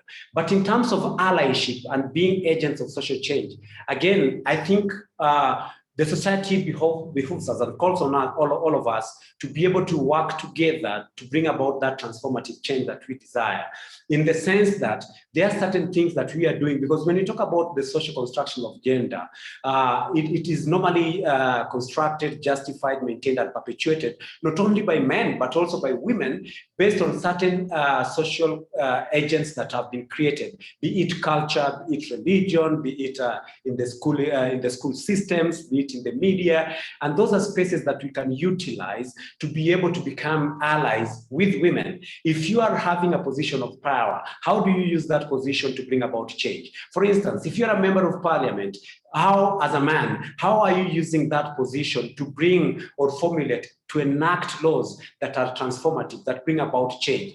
We know in this country, like for instance, in our parliament, you know, there are so many men. They are the like majority in parliament. How do we see the kind of laws that they come up with? For instance, they would allow polygamy to be part of the process in this country, but yet they don't want women to also exercise that authority in terms of bigamy and stuff. And so what are some of those, how are you using your platforms, the platforms where you are, to bring about change? And I think allyship is about listening to the voices of the people that are affected by a particular inequality or disparity, and also being able to engage with them to come and formulate certain strategies to bring about the change that they want. And for me, I think I've said this a number of times, is that listening to the voices of the women and being accountable to women, because only then can we be able to be allies and to be agents of change in bringing about social justice in the wider society. I really like that, that listen, but also be accountable to women. And I think also the point about work within the space you're in, work with the platform that you have. You're a male leader, you already have certain privileges. How are you using that platform? A lot of times we're seeing questions of, well, what are the women's rights activists doing about the question of engaging boys and girls? And they are, but let's face it, it would resonate more. As you said, boys will emulate the men in their lives, the men in their communities. So if those men are engaging in less than ideal behaviors, if they're the people who go online and spew all the vile that we hear against men, that's what young boys are going to emulate. There's no amount of talk from women to change that's going to be as effective as a fellow man saying, this is how to be a responsible man, this is how to be a responsible boy. I think there's been a lot of talk. I'm just going to ask our next speaker to speak to this point. There's been a lot of talk about allying. So we see a lot of encouragement to ally with men. And Phil, I think, has articulated that very well, that how can men be good allies? But there's also talk about we need to increasingly, as the women's rights movement and activists working on gender equality issues, we need to also ally across sectors. So there are women and men working in, you name it, every sector you can think of. And we need to start saying, how do we reach across? How can we support women and men working in other sectors to be gender equality advocates? So I'm really pleased that this morning we're joined by Robin, who is president of Women in Real Estate. It doesn't get more male dominated than that. So Robin Emerson is the president of WIRE. And I'm also happy to see some of your members have been quite active in the chat. How did you, I'm asking this question to everybody because we'll hear people say, but I want to know, me, I'm an architect. How do I now become a gender activist? How do you work in the real estate sector? And also, how did you get into being a gender activist within the real estate sector, within the sector that you're in? Just what was your starting point? Okay, great. Thank you very much, Nyambura, and thank you everyone for inviting me to be here, all protocols observed. I think that is very, a very good question, Nyambura. I think one of the things for me is to look at, as I'm an urban planner myself. I studied in a school of architecture. And in that architecture, our work, if you will, it is embodied to create spaces and how do you enhance people's living? So that's our profession, if you will. How do we enhance people's living, give people spaces where they can live, their best lives, if you will, how we can have buildings that are sustainable. And so in the heart of that work, we are, as our discipline, are forced to think about people. We are forced to think about people. We're forced to think about who's going to be utilizing these facilities. Where are these people going to be accessing these facilities? How will they be interpreted? How will they enhance one's life? And so in our work, in our profession, we cannot leave out 50% of society, if you will, when we're thinking about all of these, these items that we construct, we design, we make available and accessible. And so for me, it just is not enough for us to, in our profession, to be doing that with, one view, if you will, of society, of who is that in that society. And so that is actually our charge and our challenge. And that's why I think all sectors and all professions kind of need, we think about how do you bring your profession to the benefit and the furthering of society, right? So how do you bring, so it doesn't matter what that is, if it's a doctor, if it's a nurse, if it's teachers, how do you bring your, our profession to society? And society is everybody. It is the inclusion and it's the touch points on everybody's life. And so Nyambura, the more that I did my studies and I looked around in my own classrooms and saw that there were very few numbers of people that looked like me in various ways, either it's ethnicity, if it's race, is it's my gender, I recognize that that's a problem, because then who is doing that designing and building? They have one perspective. They have one perspective about this society, one perspective about the challenge, if you will, one viewpoint of how people utilize spaces, cities, and so forth. And so for me, it just was not enough for us to have the representation of women in the built environment here in Kenya, where we're about 7% of women that are engineers in the entire country, 12% inside of architects, 20% urban planners. And so those numbers, when they're very low, we can actually probably deduct some actual societal development challenges that are short of the viewpoint of everybody that is participating in that. So that's actually, how we started with WIRE. It was several women leaders who have been working in this sector saying, this is not enough. The country has just recently passed the Constitution in 2010 and saying, 2/3 and what this should look like. And so we said, no, this is not enough for just such a few of us to be in this sector. It has a detrimental impact. And so then we set out to formulate WIRE so that we can increase the number of women that are inside of our sector. And I can tell you, Nyambura, it has made an impact.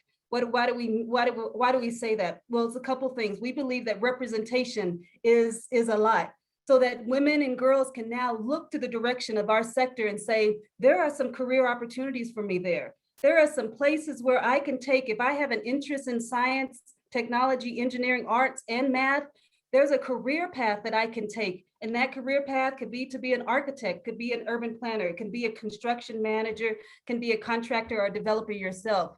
And so we do work to, increase those challenges. But here we're talking about gender-based violence. And Nyambura, that has a detrimental effect on women looking to this sector as well.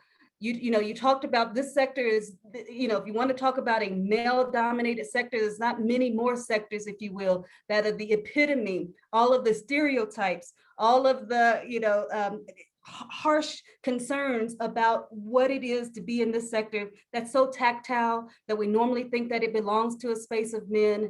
And so we also have done a study with many young people in our sector at the university level, and they were alarming, if you will, it also. I mean, those responses have told us that over 75% of these women are experiencing sexual harassment advances, and as somebody said, concerns about, are they going to be able to finish their studies because of what is necessary or what's being asked of them to complete those studies. And those numbers are 50% of them, when we've asked them, where is this harassment taking place? It's in the schools, it's in their workplaces. They're saying it's from our instructor, it's from our bosses. And so we are saying, and I think I echo what some of the other people on here have said. Malobi said it very well. We are also working with some of these deans at these, especially in the built environment schools, to come up with sexual harassment policies, implement them. Because and wait, many of them told us that they have these policies, right? They say, yes, here it is. We actually have it. Here it is. But the challenge is the implementation of it, the actual realization of it. It's not good enough to say yes. For our own certification as a school, we've developed such policy. It was a requirement for us to do that. But then it has nothing, none of the students know how to operationalize that policy. None of the students have seen any action in response to those policies. It then is a dead policy. It has no life to it. It has no teeth to it. And so it's basically irrelevant and just a tick mark of saying that we've done it. And so many of our students, when we ask them, what have you done when you've received such advances? Many of them said nothing. They've said nothing because they don't have any faith and any confidence that anything actually is going to be done. And so, yes, we do believe, let us revive these policies, create, whatever we need to do, teams that people really analyze these processes. If I go and report something, I want to be heard. I want the opportunity, and whatever the safe ways those are, right? We need to protect people in that. And so we are seeing that this is a real hindrance to our mission to increase the number of women that are in our sector, because we are seeing that women do drop out. They say, well, maybe there's another career path I should take that's less, less confrontational, that my existence as a woman doesn't put me in danger.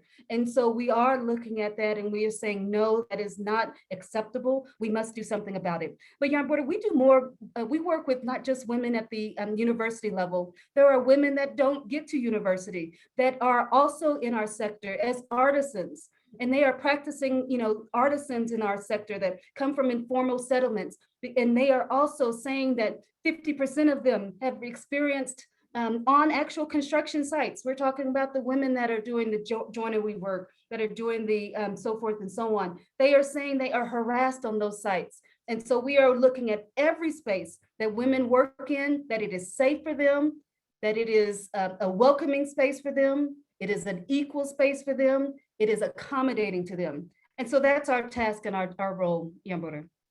Thank you so much, Robin, for also touching on the fact, and I think it kind of links to what earlier on Cesarine was saying, that you fight for change in your initial space, but knowing that it has impact on other people's lives. So, trying to ensure that from the point when students are studying to join this sector, that they find a sector that harassment is not the name of the game, and all the way down to casual workers on sites. We're seeing more and more women who are casual workers, and how do we encourage them to go in there if right from the top to the end, it's sexual harassment. I think the point you also raised about what's the culture like? Is it a culture that encourages reporting? Is it a culture that encourages implementation of these policies? And one of the studies I think UN Women did at the height of the Me Too campaign was to also explore, even within the UN system, what's our culture? Does it encourage reporting? Does it encourage reporting also by just other colleagues, or is it actually perpetuating some of these stereotypes? Robin, we'll come back to you and also talk a bit about how technology is being woven into your work, but you've really made critical points about, and I think it's something I hope we all pick up, that you don't necessarily need to be working in a typical NGO situation. There are so many ways that in your sector you can contribute to the conversation, to the dialogue that's going on around ending gender-based violence, ending sexual harassment, and really ending all forms of discrimination. But I'm now going to turn over to one of our other panelists, Wangu Kanja. Wangu Kanja is the founder, the head of Wangu Kanja Foundation, and she's been working from a very personal experience to end gender-based violence, to challenge the stereotypes, and has recently really also expanded the work that Wangu Kanja Foundation is doing to also harness technology to really address some of the gaps that have existed when it comes to services. Wangu, I'm not going to speak for you. You can speak better on this issue. Welcome. You are not last and not least. We really want to hear, first of all, what inspired you to develop the sexual violence mobile application? Maybe also just touch on what is a sexual violence mobile application. Would be good also later if we can post on the chat how people can download it. So Wangu, over to you. Thank you, Nyambura. Good morning, everyone. All protocols observed.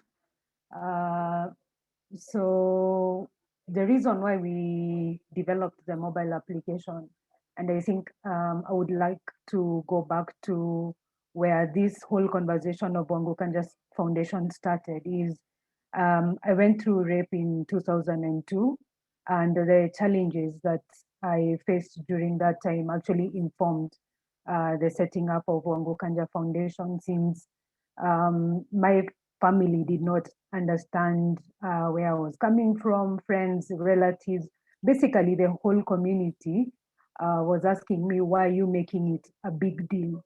And from those challenges, then I ended up setting Wangu Kanja Foundation, because I thought at that particular time, I need to do something. If I'm coming from a well-to-do family, what happens to women who live in the informal settlements or are not able to actually reach certain service points are going through?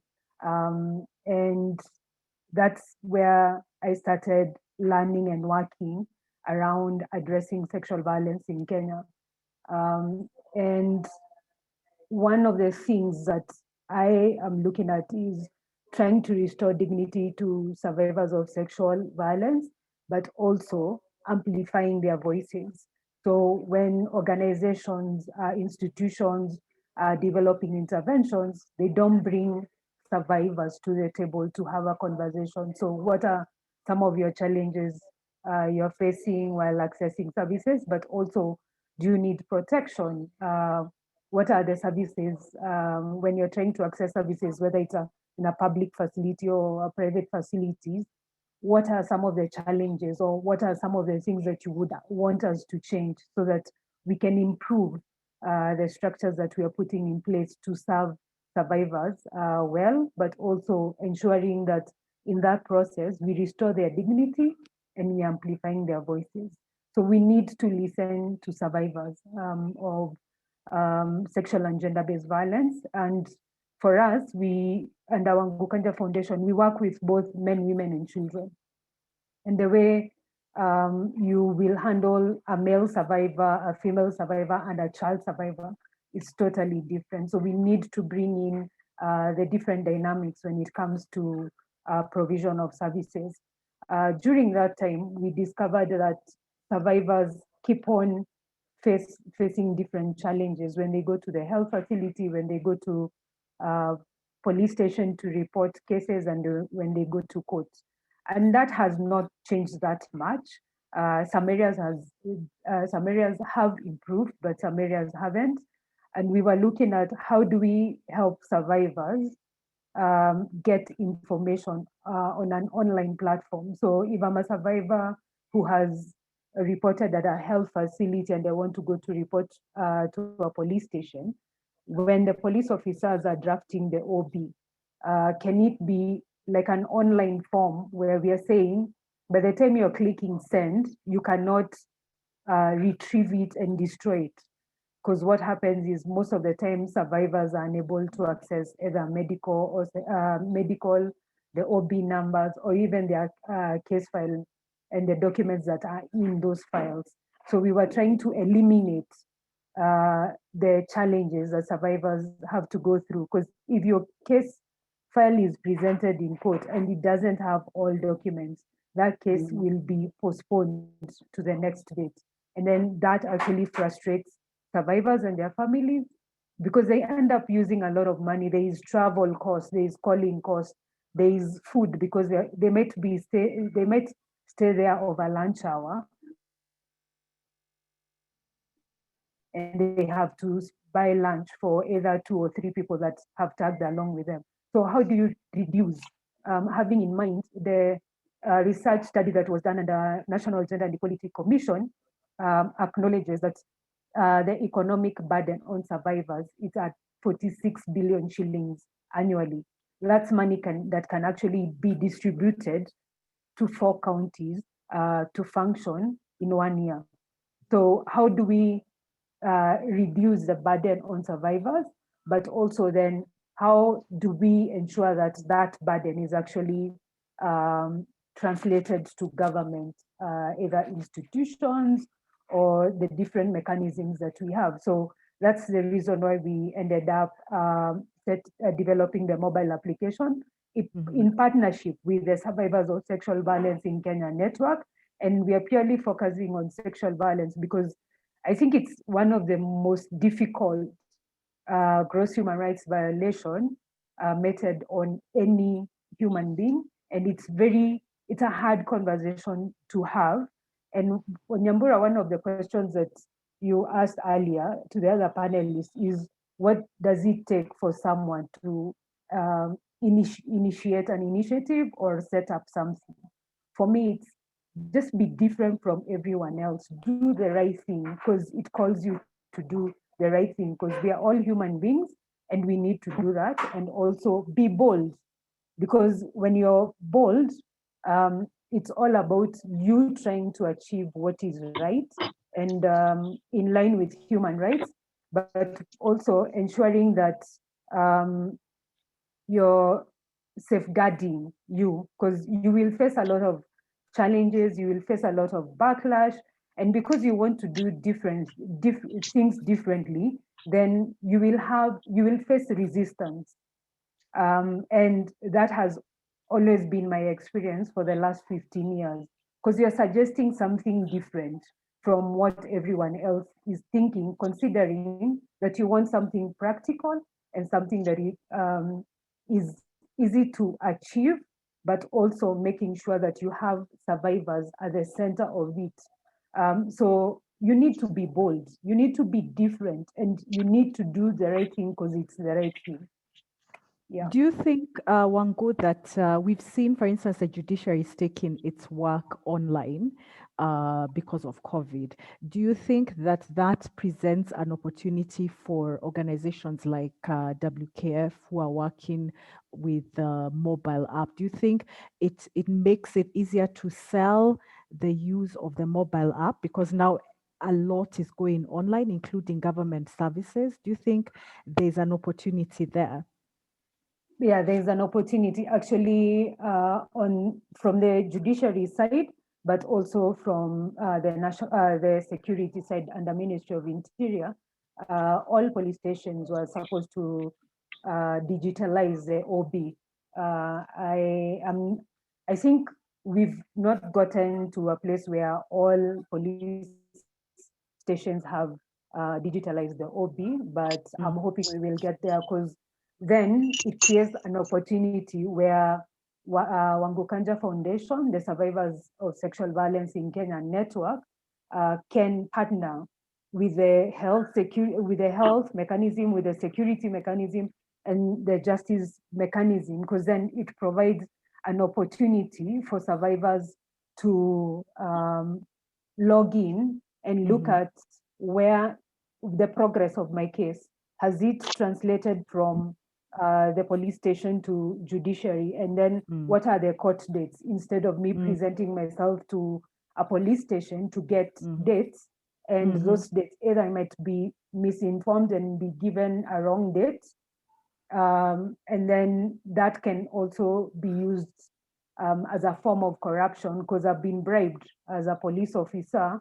I can use that to mislead you and miss out 3 or 4 times in your court dates. And then we will actually use that technicality to conclude on your case, because the complainant is never available in court for the case to proceed. So by having online documentation will actually assist survivors to, one, get correct information, but also get to know, track the progress on their cases, and also limit the interactions between the police officers and survivors. So everything will be online. Nobody can destroy documents, nobody can change dates.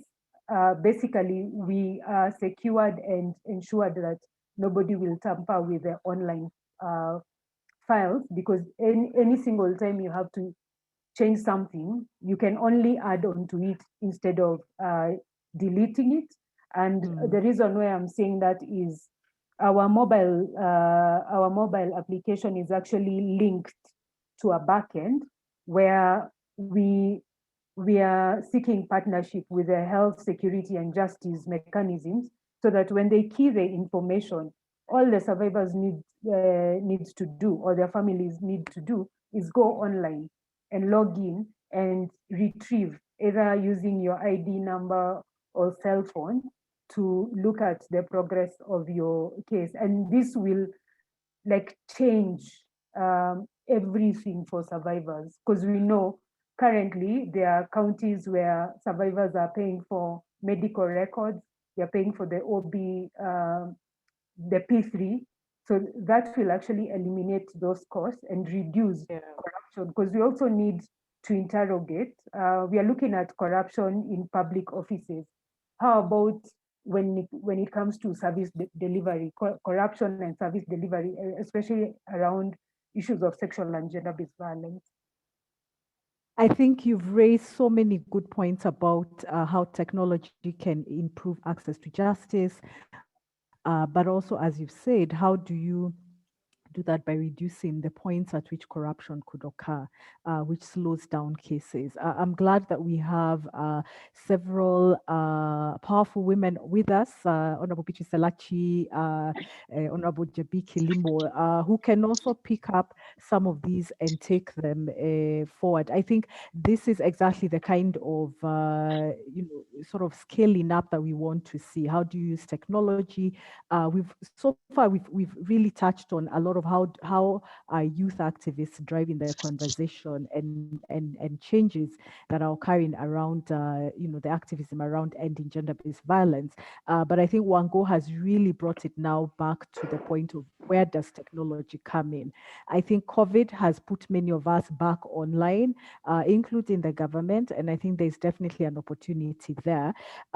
This conversation is so interesting.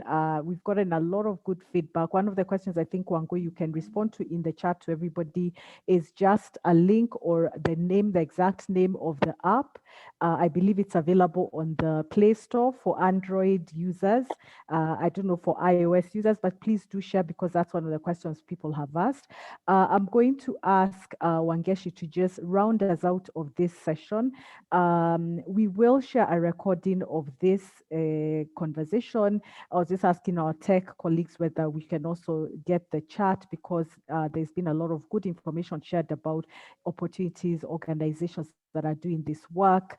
Many of you have asked, how do I get involved? So Wangeshi, I'm going to hand over to you, but also thank, so there it is, Wangeshi, Wango has put in, maybe share it with all the attendees, just so that you can also access that mobile app. Wangeshi, over to you to just round us out of this session. And thank you so much. Thank you very much, Nyambura, for an amazing session that we have had. I want to recognize participants that have joined us all the way from Tanzania, from Kibera, Mathare, Kericho, Garissa is in the house. We have people from Kwale, Mukuru, Bomet, I've mentioned Kericho. We have organizations such as Anuka. We have, of course, the campus Me Too, and lots of questions and comments and inputs and insights coming from our participants. It's an amazing session to be in. We really appreciate everyone. We will be coming into a question and answer session. But as we do that, we want to encourage you, would you kindly put in your questions in the chat as well, so that, and when you write to the chat, please write to all the participants and attendees, so that we can all learn from each other, because very good information is coming in. We are not able to take all the questions, we are not able to respond to everything, but because this is a youth activism space, let's learn from each other by enabling each of us to see the questions that are coming in. I have a lot of hands that have been going on, and the panelists, we are not done yet. We are still going to take this session on, but we'll take this session on as we respond to some of the questions that are coming up from our participants, because we want to make this as interactive as possible. And so one of the questions that I'll be getting back to Caesarine on is around the use of technology in advancing the campus Me Too. But as we do that, I would like to call upon Luke. I'm going to be opening up the chat, the questions now, and kindly, because we are running out of time, I want to beg your indulgence. Please bear with us. We have run out of time and we need to really manage so that we have the space to listen to each other. There's Luke Saita. Please ask your question in under a minute. Just ask the question or make your contribution in under a minute. And Caesarine will wrap up for us on a specific question around use of technology for Campus Me Too. And we'll see the kind of question that comes up from Luke Saita. So Luke Saita, if you're ready, I will ask you to just make a quick contribution. So Luke Saita, there you go.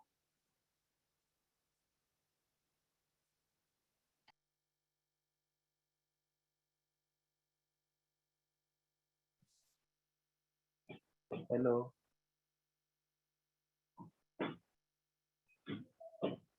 Hello. Yes, Luke, we can hear you. Go ahead, go ahead. Oh, my question would be to Wangu Kanja. I just wanted to ask her,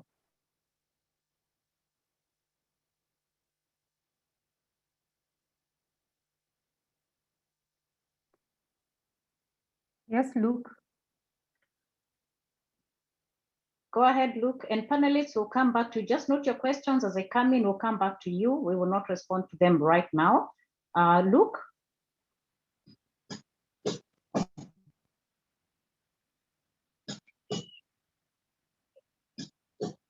Okay, we seem to be losing Luke. I'll come back to you, Luke. Let me take Grace Award. Grace Award, your question, please. And then we will have a Caesarine come in. So Grace Award.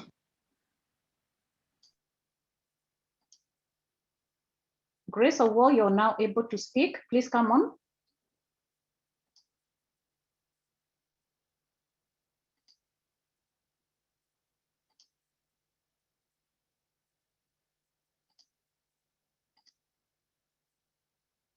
Grace, can you hear us? Okay, let's have Caesarine. talk to us about a use of technology to enhance the work of a Campus Me Too. So, Cesarine, over to you. Okay. Thank you, Angeshi. I just want to acknowledge the fact that all of us know the importance that the role that technology plays in all this, especially now in the age of social media. We all can attest that it's such a powerful tool when it comes to dealing with some of these things that we're talking about, gender-based violence. And all of us can agree, even from the recent happenings of what happened at the Homeboys radio show. If most of us, I know, we are aware of what was happening. And we were able to achieve so much just because of the power of social media. And as Campus Me Too, we know the importance of this, and we leverage on social media. So you'd find we have Campus Me Too on all social media platforms. And most importantly, we have a website that actually gives so much information to both students, lecturers, and even parents on what exactly to do. So we have student toolkits on what students need to do when they are going through sexual harassment. We are also having toolkits for parents, toolkits for lecturers as well, because it's not a fight against these groups of individuals, but we are saying that we want to partner together and fight against this one common evil. But also, having said that, social media has enabled us to even compare best practices of what is happening in other parts of the continent. Having said that, it's important that we combine both social media and one-on-one activism, because social media on its own is not enough to fight this menace. So we advocate for one-on-one campaigns, one-on-one activism. That's why you'd find us doing petitions, following up, and just putting pressure on the Ministry of Education, having meetings with the Commission of the University of Education, even lobbying now with members of parliament, because we realize that social media alone is not enough. And even as we talk about using technology and innovation, I think looking forward, we are looking at using ads, use of posters, putting posters in universities, so that people are able to know what is happening and just create more awareness.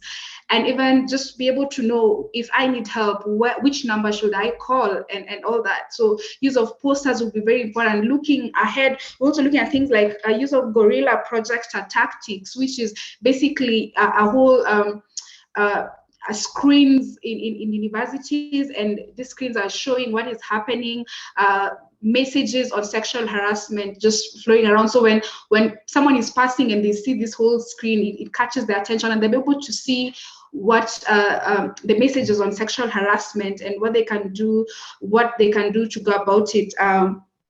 Yes, and also just recruiting more ambassadors. So while social media is important, it's very, very important that we get to have aspects of both social media, and also really insist also on one-on-one activism, creating more awareness using other platforms rather than just focus on social media alone. Thank you. Thank you very much, Serene. There are a lot of questions coming in around joining of Campus Me Too, so please post on the chat how people can join in. I now want to come to Mary-Liz Builba. You've been holding on and really wanting to speak and ask a question. So this is your opportunity, as I ask Christine Amira to just talk to us about the use of YouTube and how young people can engage, and what you see as the opportunity to enhance this message, because young people are dying to get engaged and to have their voice out there. So let's have Mary-Liz ask her question, and then we weave in Christine Amira. So Mary-Liz, you're on. Hey everyone, I hope you can hear me. Yes, we can hear you. My name is Mary-Liz Builba, a human rights defender, feminist, and LGBTIQ rights activist. And I have two questions. One of the question is how do we hold accountable organizations? Because we've spoken about a lot about social media and how we can be able to engage and how we can be able to come together to like between one person to the other, educate each other, inform each other, and all that kind of stuff. But speaking as an LGBTIQ rights activist, one of the things that have been, and is something that is still taking a very slow journey to be dealt with, is the fact that I'm affiliated with ActionAid personally and Global Platform in general.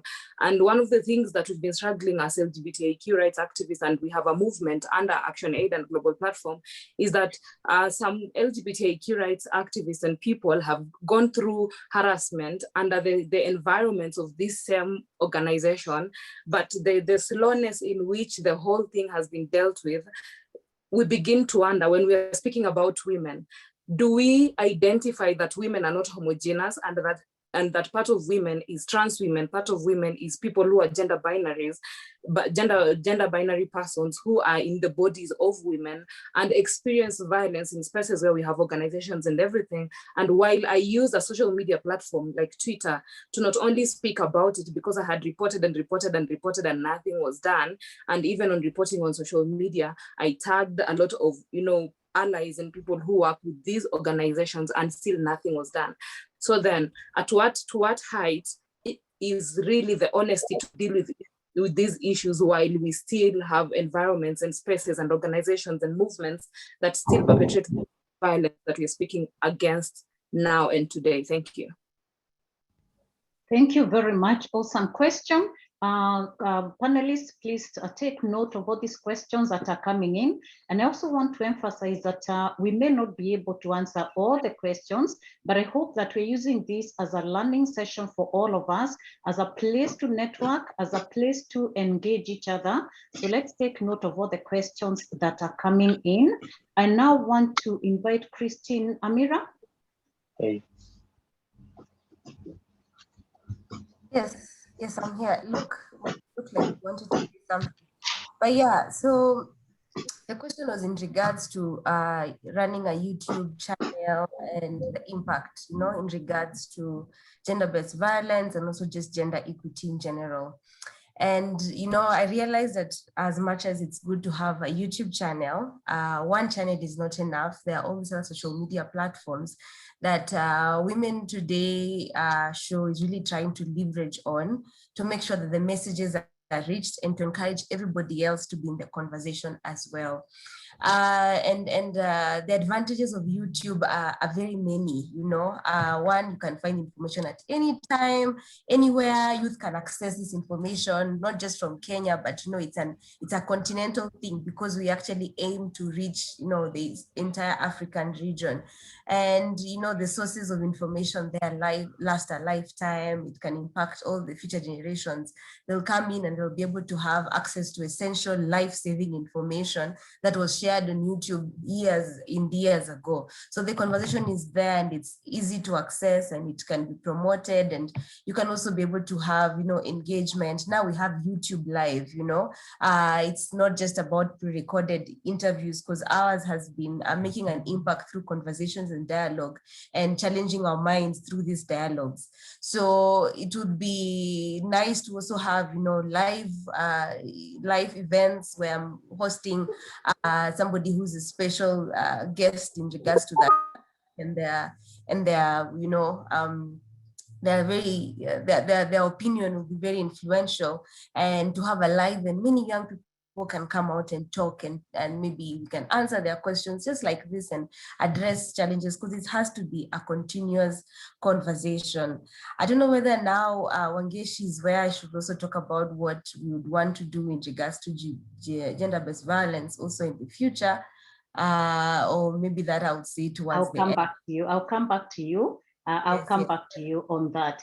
Yeah. But at the end, I wanted to just say, social media is a neutral platform, and the advantage of YouTube as well is that it also can have both facets, female and male. And that neutrality should be good for us to also engage as much on YouTube. And I would like to encourage that even with all the participants that are here, you can get in touch with me and we can have conversations on the same. Yeah, thank you, Wangeshi. Thank you. Thank you, Christine. Now, I would like to come to Phil.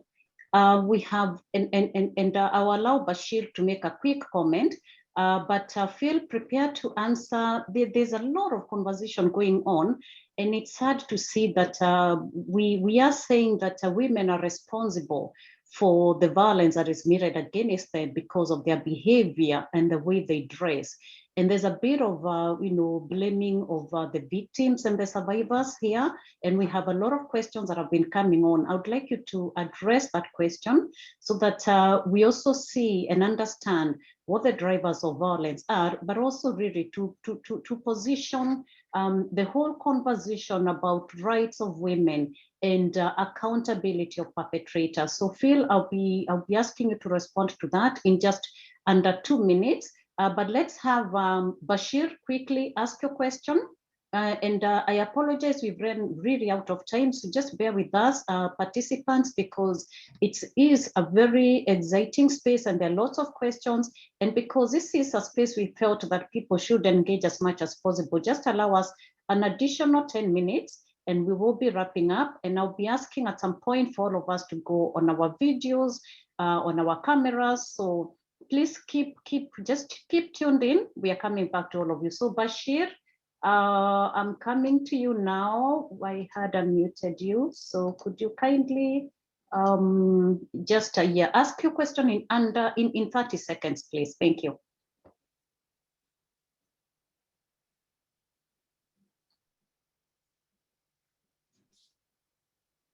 Bashir, you're on. Can you hear me? Bashir, you're on. Okay, if we don't have Bashir, so Phil, please talk to us about the questions that have been raised by a lot of participants today. Over to you, Phil. Thank you so much, Wangeshi, and thank you for this opportunity once again. I think it's high time that we start by shining a spotlight on the perpetrators and hold them accountable, as opposed to blaming the victims. For instance, the issue of dressing, I think we've grappled with this problem over the years.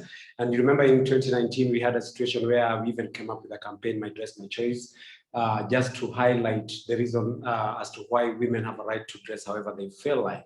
And just to anchor that within the legal frameworks is that our constitution, if you read Article 27, sub-article 4 and 5, they actually say that no one should be discriminated based on their culture, dressing, and all those manner of things. But a lot of times, if people talk about dressing, for instance, where did dress come from? Back in the days, I don't think as Africans we used even to dress the way we are dressing now. This is more of a borrowed kind of dressing. And if you go to certain communities, if you go to Kilifi, for instance, if you go to Turkana, for instance, I think people are dressing in a certain way that if they were in Nairobi, would be considered to be dressing like, in a way that is not right. So it's not the dress that makes somebody to violate another person. This is somebody who has just decided to violate another person based on their own abuse of power as a root cause of gender-based violence. We also know issues of gender inequality and disrespect for human rights. So anytime that you abuse somebody, it's a matter of control, power and control. It has nothing to do with the way they are dressed. And therefore, we must emphasize that anybody who violates another person, violence towards a woman, violence towards a child, violence towards any other human being is a crime and a violation of human rights that should never be justified, rationalized, or accepted. And therefore, we must fight the social acceptance of some of these atrocities that are meted on people by people who decide that they are going to exercise their power differently. We must hold people accountable. And that must start by us men calling other men out every time that they use the platforms and spaces that they have to violate, especially women and children. And Wangeshi, if you allow me, I would like to answer Mary Lee's question about the LGBTI community and just anchor this within the frameworks of the Constitution again, very quickly, where she can find recourse. Number one is that if you read Article 21 of the Kenyan Constitution, it requires every state officer and state organ to be able they're obligated to ensure that they help and support the vulnerable people in the society, including the marginalized and the disadvantaged groups. In the event that they don't do that, then they can be held accountable. Justice shall be dispensed without delay, according to Article 159, sub-article 2B. Therefore, it means at any given point when you report and when you even petition based on Article 37 of the Constitution and nothing happens, again, you should not tire, but rather mobilize a critical mass of people to join hands with you, organizations, individuals, to come together to be able to amplify your voices to address the issue that you are trying to bring forth. That can also be anchored on Article 27, again, on non-discrimination based on your sexuality or any way, whatever means the kind of person that you are in the society. And I think that's a framing that we need to do. Last but not least, I think we need to use social media spaces to amplify the voices, to advocate and to lobby, and even to raise awareness on issues of sexual and gender-based violence, and even more so, to prevent as opposed to even respond. We need to do a lot of prevention, use the same platforms that the perpetrators are using to drive their backward and repugnant agenda, to also use it for transformative and to bring about change in attitude, particularly within the spaces where we find men. Men, we must go to them and find them in the spaces where they are. Yeah. Because if we wait for them to come to where we aren't going to find them, because that's how they hide. We must find them where they are. Thank you. Thank you, Phil. Two very strong points coming up. One, there is absolutely nothing that justifies any form of violence against women and girls. Any form of violence against men and boys, there's absolutely nothing that justifies any violence. The second point that Phil has pointed us out to is a whole issue of accountability. And I think one needs to hold government to account. We need to hold perpetrators to account. We need to hold each other to account. You know, what are we doing about it in our personal spaces? What are you doing about gender-based violence in the space that you command? So, and that's why we've been in this conversation today. We are really pushing hard on time and we are really late. We are behind schedule, but we need to end this conclusion in this conversation in a very punchy way. So just allow me to finalize with two other panelists and take Saita's question now. Look, Saita, kindly come on. We have just a couple of seconds. Look. Okay, thank you. My question will be, you see, in as much as you are embracing technology, there are some people, or maybe in some areas, especially in the mashinani, where people are they don't like using technology. I don't know how you are planning to go about that. Thank you. And that's why we are here today. Great question, Luke. And I want to come to now get Robin back on. And as Wango prepares to answer Luke's question, Robin, women in real estate, this space that you so passionately talked about, and the conversation that Luke, Phil has just led us on to, the engagement of men. What do you see as an opportunity for technology in regards to women in real estate, and how do we bring this conversation on? What opportunities do we have to really be visible, to communicate, to say that we all have a responsibility when it comes to ending GBV? Robin, in under 1 minute, kindly, thank you. Okay, great, thank you very much. I think, as I was thinking about technology and how we can do this, I think one of the unique things, even in our sector, in the built environment, is we use a lot of geospatial technology. How can we bring that, we allow people in different ways? There's like a harass app, if you will, that, there's some spaces where we can, women and men, we need to fill spaces, if you will. Recognize that we are here, we're not going anywhere. So how can we say, listen, I was here at this place, and Bob, this is exactly where I was harassed. If it's my workplace, if it is where in my home, if it is on the street, so that people can start to say where I am, where I exist, it's enough for me to be in that space and be safe there. And this place right here I'm documenting is not safe. And so, you know, are there some ways that we can use technology in that way where people, it can start to be that, hey, it's not cool. It's not cool for you to, you know, be at certain places. And if there are enough aggregated incidents at certain locations, we might have to start to look, well, what's happening here at this place where it is prevalent that sexual harassment or gender-based violence is taking place. I think just in 30 seconds or more, I want to just say that leadership makes a difference and it has a huge impact. In our sector, we have seen, Wageshi, that in like the Architecture Association, for 50 years, it was led by men, and we had a low number of women that were in the Architecture Association. We have had the last 2 presidents have been women, and we have seen a growing number of women in the built environment that are coming through because they can see women leadership there, and they can see some of the priorities and the spaces that are being opened up because of their presence.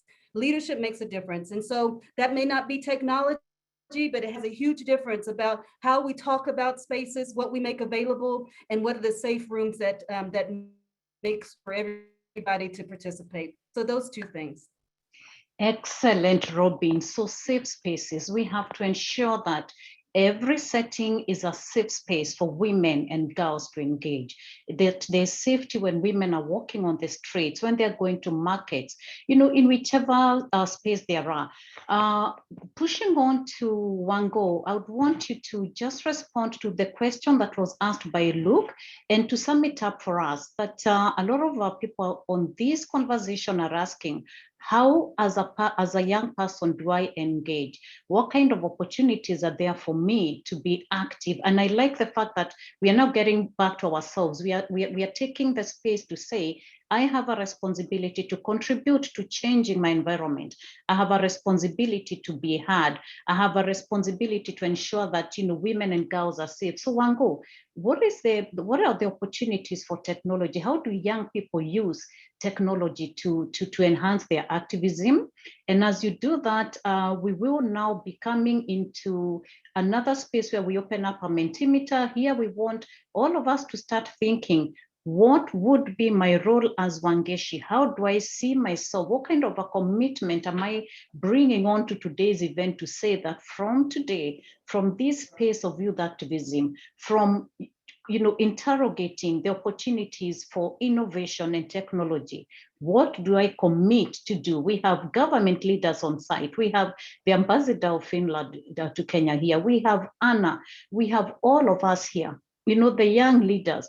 What are we saying? What's going to be my responsibility? How do I commit? So soon we are going to be asking you to sign up to a commitment, and I will be running that question immediately after Wango. And now all you need to do is say, I, Wangeshi, commit to. So put your name and then say commit to 1, 2, 3, because we'll not be able to take up all the questions, but I can see a lot of people pushing to be active, to be heard, to play a role. So over to Wango, and then we come to that final commitment. Wango?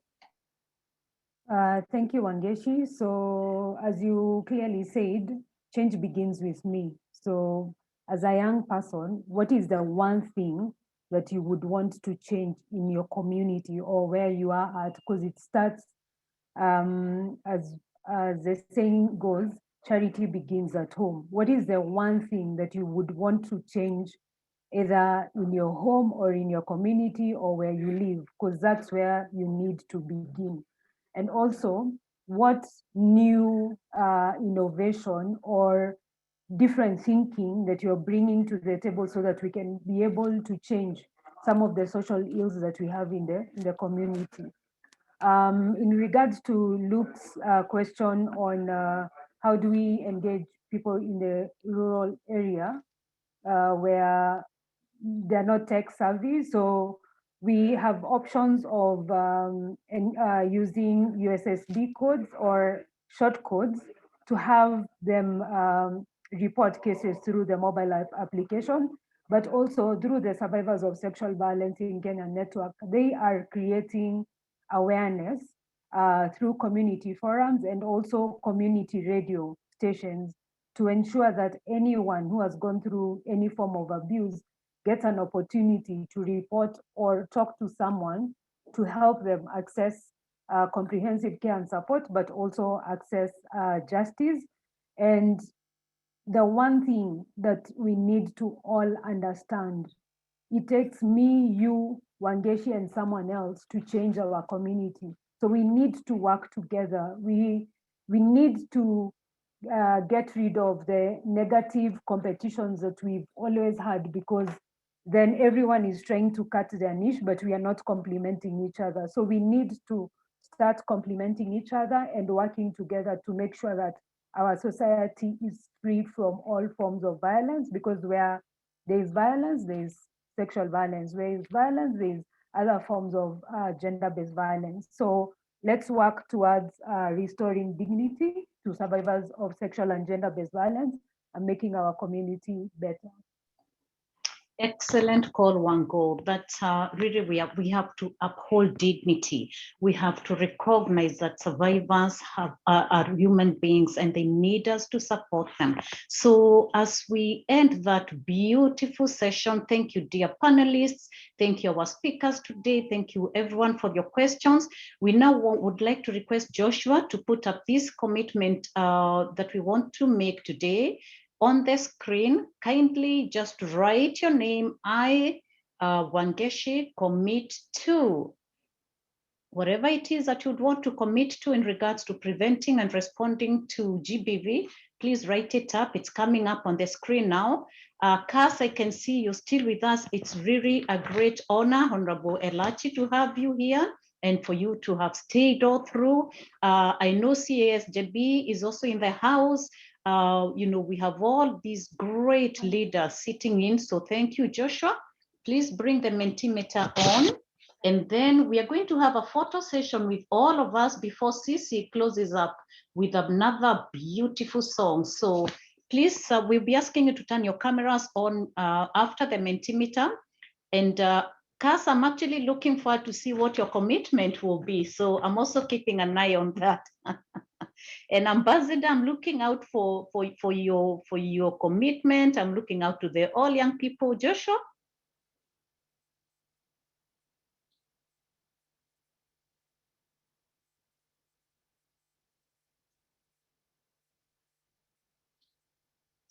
Our IT team, we are waiting for the Mentimeter. So let us know when we are ready and we can put our commitments out there.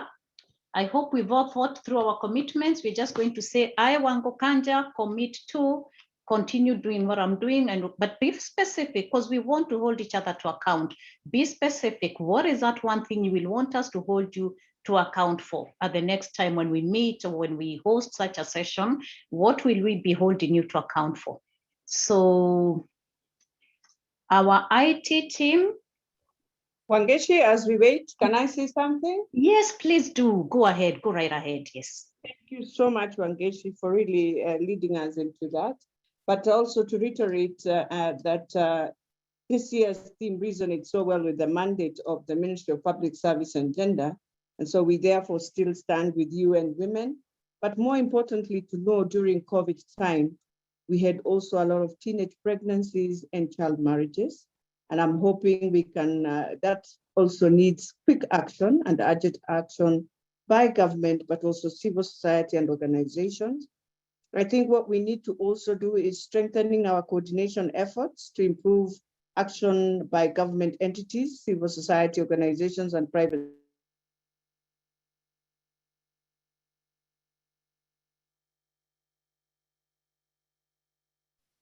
We seem to have lost you. Okay. Sorry, you hear me? Working with both men and boys in the campaign against GBV, strengthening the gender sector working group at the national and county levels, and ensuring that intergovernmental consultative framework is functional. I think leverage on technology to ensure that women and girls take full advantage of new opportunities brought about by information, by ICT, ensure the effective use of internet, mobile phones, social media platforms, radio, television, and newspapers for altering attitudes towards social values and gender norms, and try and make effective use of digital technologies to empower women socially and economically by creating employment and entrepreneurial opportunities, removing trade barriers for women, enhancing access to finance and information, thereby help to reduce dependency and GBV, and make deliberate efforts to train women and girls in the use of ICT in production of ICT products and services and in decision-making related to ICT. And lastly, school curriculum at primary and secondary level should mainstream ICT in learning so that the youth are introduced to ICT at the earliest possible. I think that's what I really wanted to just bring out after listening to all the challenges that we've talked about. Excellent, and you've just, like, you know, in with a very powerful punch, put in the commitment from the government. You know, that's exactly what we want to hear. We will hold you to account because we've all agreed that this is an accountability session. So thank you, CS, for putting this in front of everyone. Thank you very much. Okay. Okay, so our IT team, are we ready with the Mentimeter now? Hi, Wangeshi, I request you continue with the next item as we try to sort this out. We have a problem. Okay, so sorry, we have a slight problem with the Mentimeter. We would want to do a group photo right now. Could everyone turn on their cameras?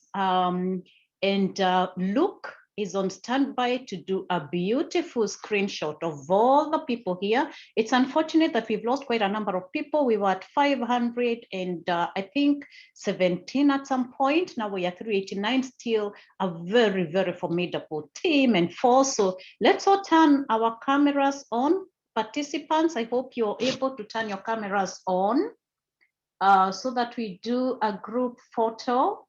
This will be one beautiful photo, having 389 people. So are we able to turn our cameras on? Those that are able to, there's a button. If you look, we are just enabling it. Okay. Our IT team, are we able to enable the camera function? Yes, when they show the panelists have an opportunity to turn on their cameras. No, for the participants, now the attendees. Could we enable all attendees so that we do a group photo with all the attendees? Look, do a photo session with all the panelists as the attendees now begin to get on board.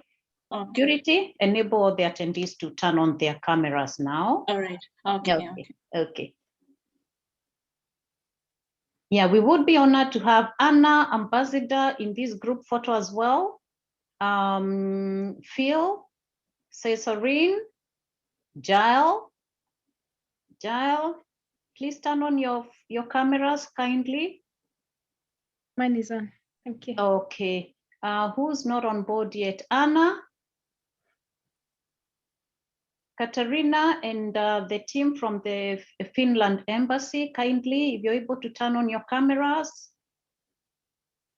We would want to do this group session, this group photo. Wangashi, Anna has a meeting and she has another engagement. So okay. She briefly Wangeshi, am I on? Yes. No, you've turned off. Rukaya, could we have you on? I am on. Can you see me? Okay, great. I've turned off. You are on, Joel. You are fine. Joel, you're off. CAS, we would love to have you on. Am I on? Not yet. No, your laptop is on. We can see your computer. I think you need to do let me change it to. Sorry. Okay. Not yet. CAS, JB, are you able to turn on your camera, please? We are winding up, so if we am I on now? Yes, perfect. Yes. Thank you. Perfect. So CAS, JB, and no participants. We really want to have this session with everyone. Garissa, are we on? Kwale, Mombasa, Tanzania, please raise your hand. Our participant from Tanzania, raise your hand. Oh, Naomi Chalangat, excellent. Wangeshi? Yes. Wangeshi, so in the chat function, everyone is texting that they are not able to turn their cameras on. We need them to be centrally switched to do that. Okay. Yes. Purity, we requested that you kindly, if you could turn on, enable all the cameras, all the attendees to turn on their cameras. Yes, Wangeshi, what I'm doing right now is just promoting everyone to panelists so that they have that functionality enabled. Oh, so okay. I'm almost done here. Okay. Is the Mentimeter almost done? Yes, the chant is also being worked on soon. Okay. So Yeah. just give us 2 seconds for everyone. So as Naomi says hello from Tanzania, Naomi, just say hello. Just a hello, nothing more.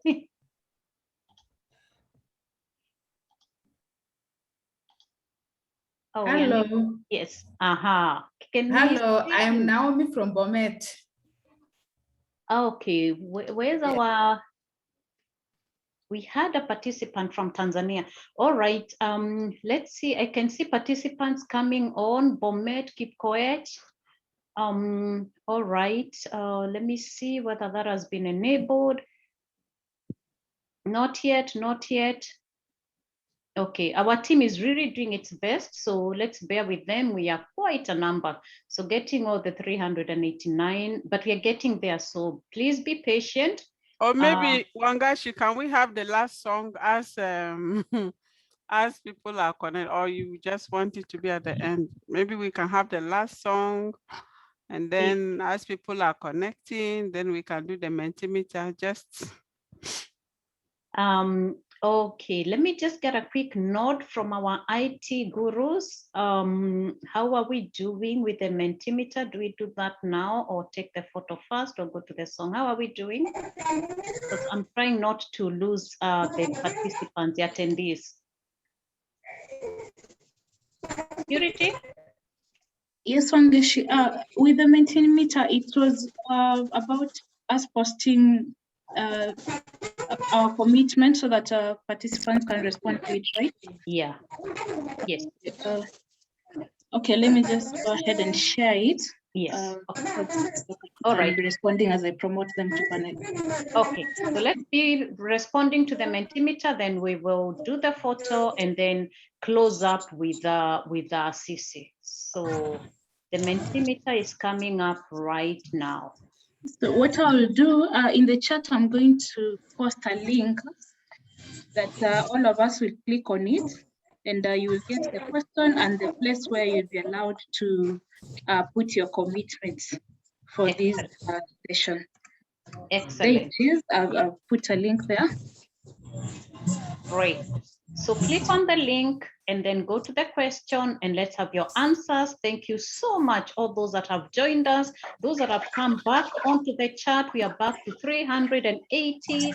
Thank you very much for keeping on board. Please click on the link, go to the question, and your answers. Yes, we opened up with the powerful commitments from the government. Let's get our commitments on board. Anna, our lead from UN, our country representative, you know, just telling us what she hopes to do in her personal, at her personal level. Okay, there is. Aha. Okay, great. Excellent, Gatweri, Gideon, Awinja.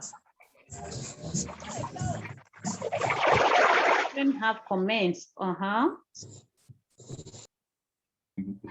Excellent. I am committed. Give us your name. We want to see your name. Those that are saying I'm committed to providing, let's say I so and so. Okay, Joshua, faithfulness. Joshua, I can see you. We see your commitment. So far, we have 21 who are making different levels and of commitment. Please keep them coming on, keep them coming on. Excellent. Thank you all for turning on your cameras from every part of this great nation. It's such an honor. Let me see. And I apologize that we have not been able to respond to all the questions. We are not ignoring them. We are doing our best. We've had many, many questions. We are doing our best. We hope that some of them were answered in the conversations that we had, and they'll continue to be answered. Let's look for opportunities to continue networking and engaging each other. I can see many more. We are closing this Mentimeter in the next 10 seconds. So please commit if you haven't committed already. Our IT team, could you scroll down so that we continue to see the answers coming in? Gladys, Ruth, Aisha, Samson, Clinton, Catherine, Georgina, Oyaro, Wangokanja, Christine Mwende. Thank you very much for these beautiful commitments. Kibet, you're committed. I would want to hear what you're committed on. Kibet, tell us. Gloria, Andrew, Catherine Wangari. Thank you very much. Let's scroll down. We can all see the kind of commitments we are coming up with. Gladys Kavambi, Rachel Tieno, Alms Foundation, excellent, excellent. Keep them coming. We are closing in the next few.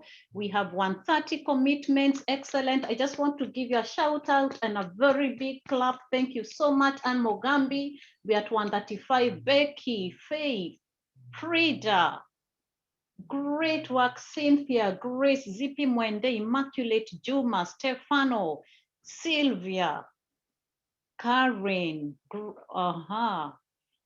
Cindy, excellent, 146, 147, Makenja, Cindy, Esther Murugi, Philip Nyakwana, Suleiman Madaraka, Susan. Thank you, thank you, thank you. We will hold each other to account. I hope we are noting what we are all saying. Winnie Situma, Jacqueline Morioki, Caroline Okach, Purity. Thank you. So we are at 153 commitments now. Halima Mohammed, Kas, JB Kilimo, just hold it there. Purity, please go back a little there. Let me just read what JB Kilimo Kas, my dear old friend from long time. I commit to ensure government policies on matters SGBV and safe spaces are implemented. A great one. Thank you very much. We will be looking forward to support us in that, because that's been the big conversation today, lack of implementation. Nanju Lula, thank you very much. Kennedy, Femnet, who's been a big advocate for male engagement. Bashir from Garissa, great work. Gideon, Steve, we are at 168. I'm just giving people an opportunity because they are really committed. So I want to get as many people writing in because we had a delay in that. Teresa Masharia, Vincent, Kevin, Aldophonse Kezia, Robin, thank you, Nema, Gina, Emily Shikuku, Abi Chebet, Grace Osinde, Ongaya, Omeka from Anika Initiative. We've seen a lot of Anika Initiative here. Esther Gitaranga, WOSWA. I saw a bit of WOSWA on the conversation. This is a University Women Leaders Association. Susan Manane, Elsa Kamau, Sharon Murugi, we are at 178. I will push this. I will stop reading this when we hit the mark of 200. Nazarene, Doreen, Stephen, Grace Owo, Susan Wamboi. Wow, excellent, excellent. It's an amazing space, wonderful work. Paula, my dear friend, I'm looking for your commitment. I haven't seen it on.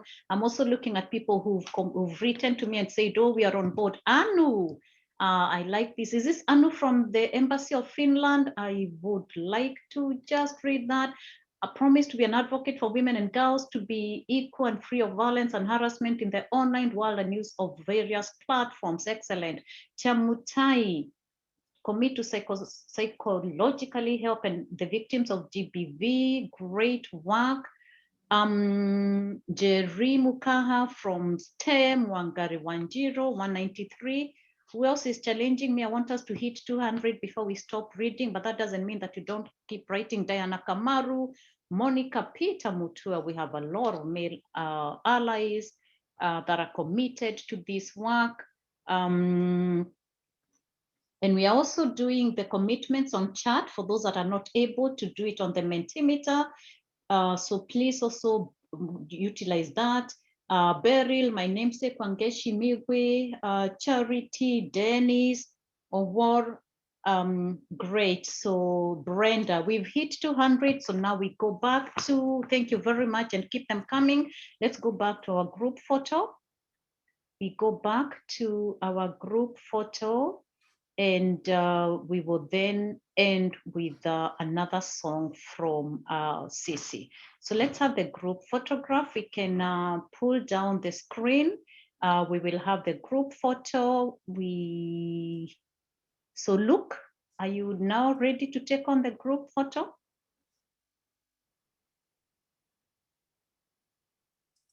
Luke, tell us when you're done. For those that are able to turn on. For those that are able to turn on, Luke, when you're done, would you let us know that we have this taken? So ladies and gentlemen, our young men and women, I want to give a big shout out to all of you. Thank you so much for being on board. Thank you for allowing us to run really late and you have stayed on. We appreciate that. We don't take it for granted. All the leaders on this forum, what a great show you have put together, just staying on board. CAS saying, I'm not leaving until this is done, even after running so late. We just really appreciate you. It's been a great session. We apologize we are not able to take all the questions. We were not able to give all of you an opportunity to speak, but please keep the networks. We promise that we'll be holding another session. We will let you know when that will be done and we will hold each other to account.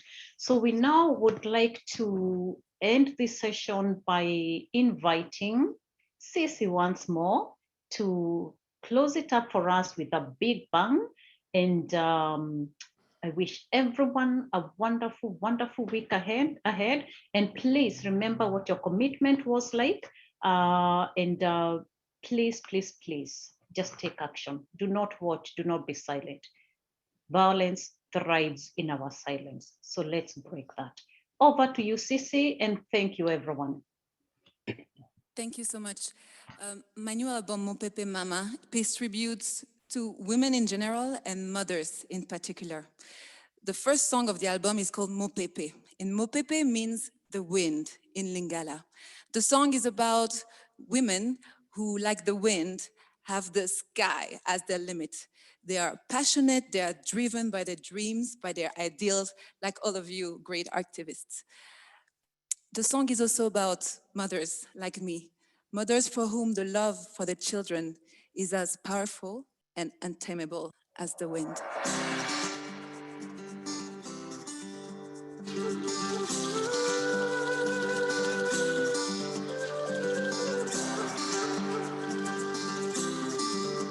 Elle est comme le vent, ne connaît pas de frontières. Elle survole la terre, l'océan, les rivières. Mon pépé, mamie, mon pépé, mon pépé, mamie, mon pépé.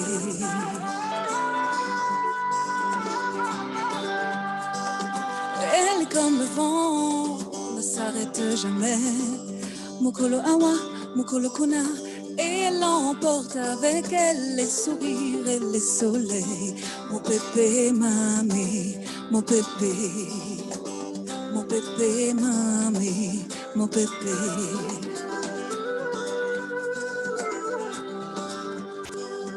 Elle est comme le vent, elle glisse entre les jambes. Apumwe pumwe ya moko, nani ya yebaye. Mon pépé, mon pépé, mamie, mon pépé, mamie, mon pépé. Here is to UN Women, to Finland, and to the Young Task Force for Generation Equality. Thank you for having me today. Thank you for a great event. To all the brave activists, to all the powerful women, to all the survivors and the mothers for teaching values of generation equality and mutual respect to the kids, boys and girls.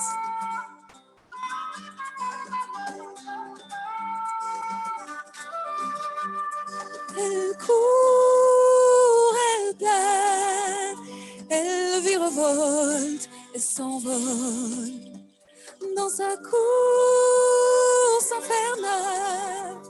Qui pourra la retenir au sol? Kombonaye mon pépé, mamé, mon pépé. Mon pépé, mamé, mon pépé. Kombonaye nani, kombonaye nani, mon pépé. Kombonaye mon pépé, kombonaye mon pépé, kombonaye mon pépé. Kombonaye, yeah, yeah. Kombonaye mon pépé. Mon pépé, mon pépé, mamé, mon pépé, mon pépé, mon pépé, mamé, mon pépé, mon pépé, mamé, mon pépé. Merci beaucoup. Merci beaucoup. Thank you very much. Thank you very much. Embassy of Finland, Government of Kenya, we appreciate co-hosting this session. Thank you everyone who tuned in. Excellent. Thank you that even at the close of after a whole 1 hour, after time, we still have 330 people on this call. It just shows how important this space was. Thank you very much. Thank you very much. Do enjoy the rest of your day. And I would now want to call this meeting to a close. It's been, I am just so very, very humbled. Thank you, our dear panelists. You've done an amazing job. Thank you very much. Enjoy your day, everyone. Asanteni.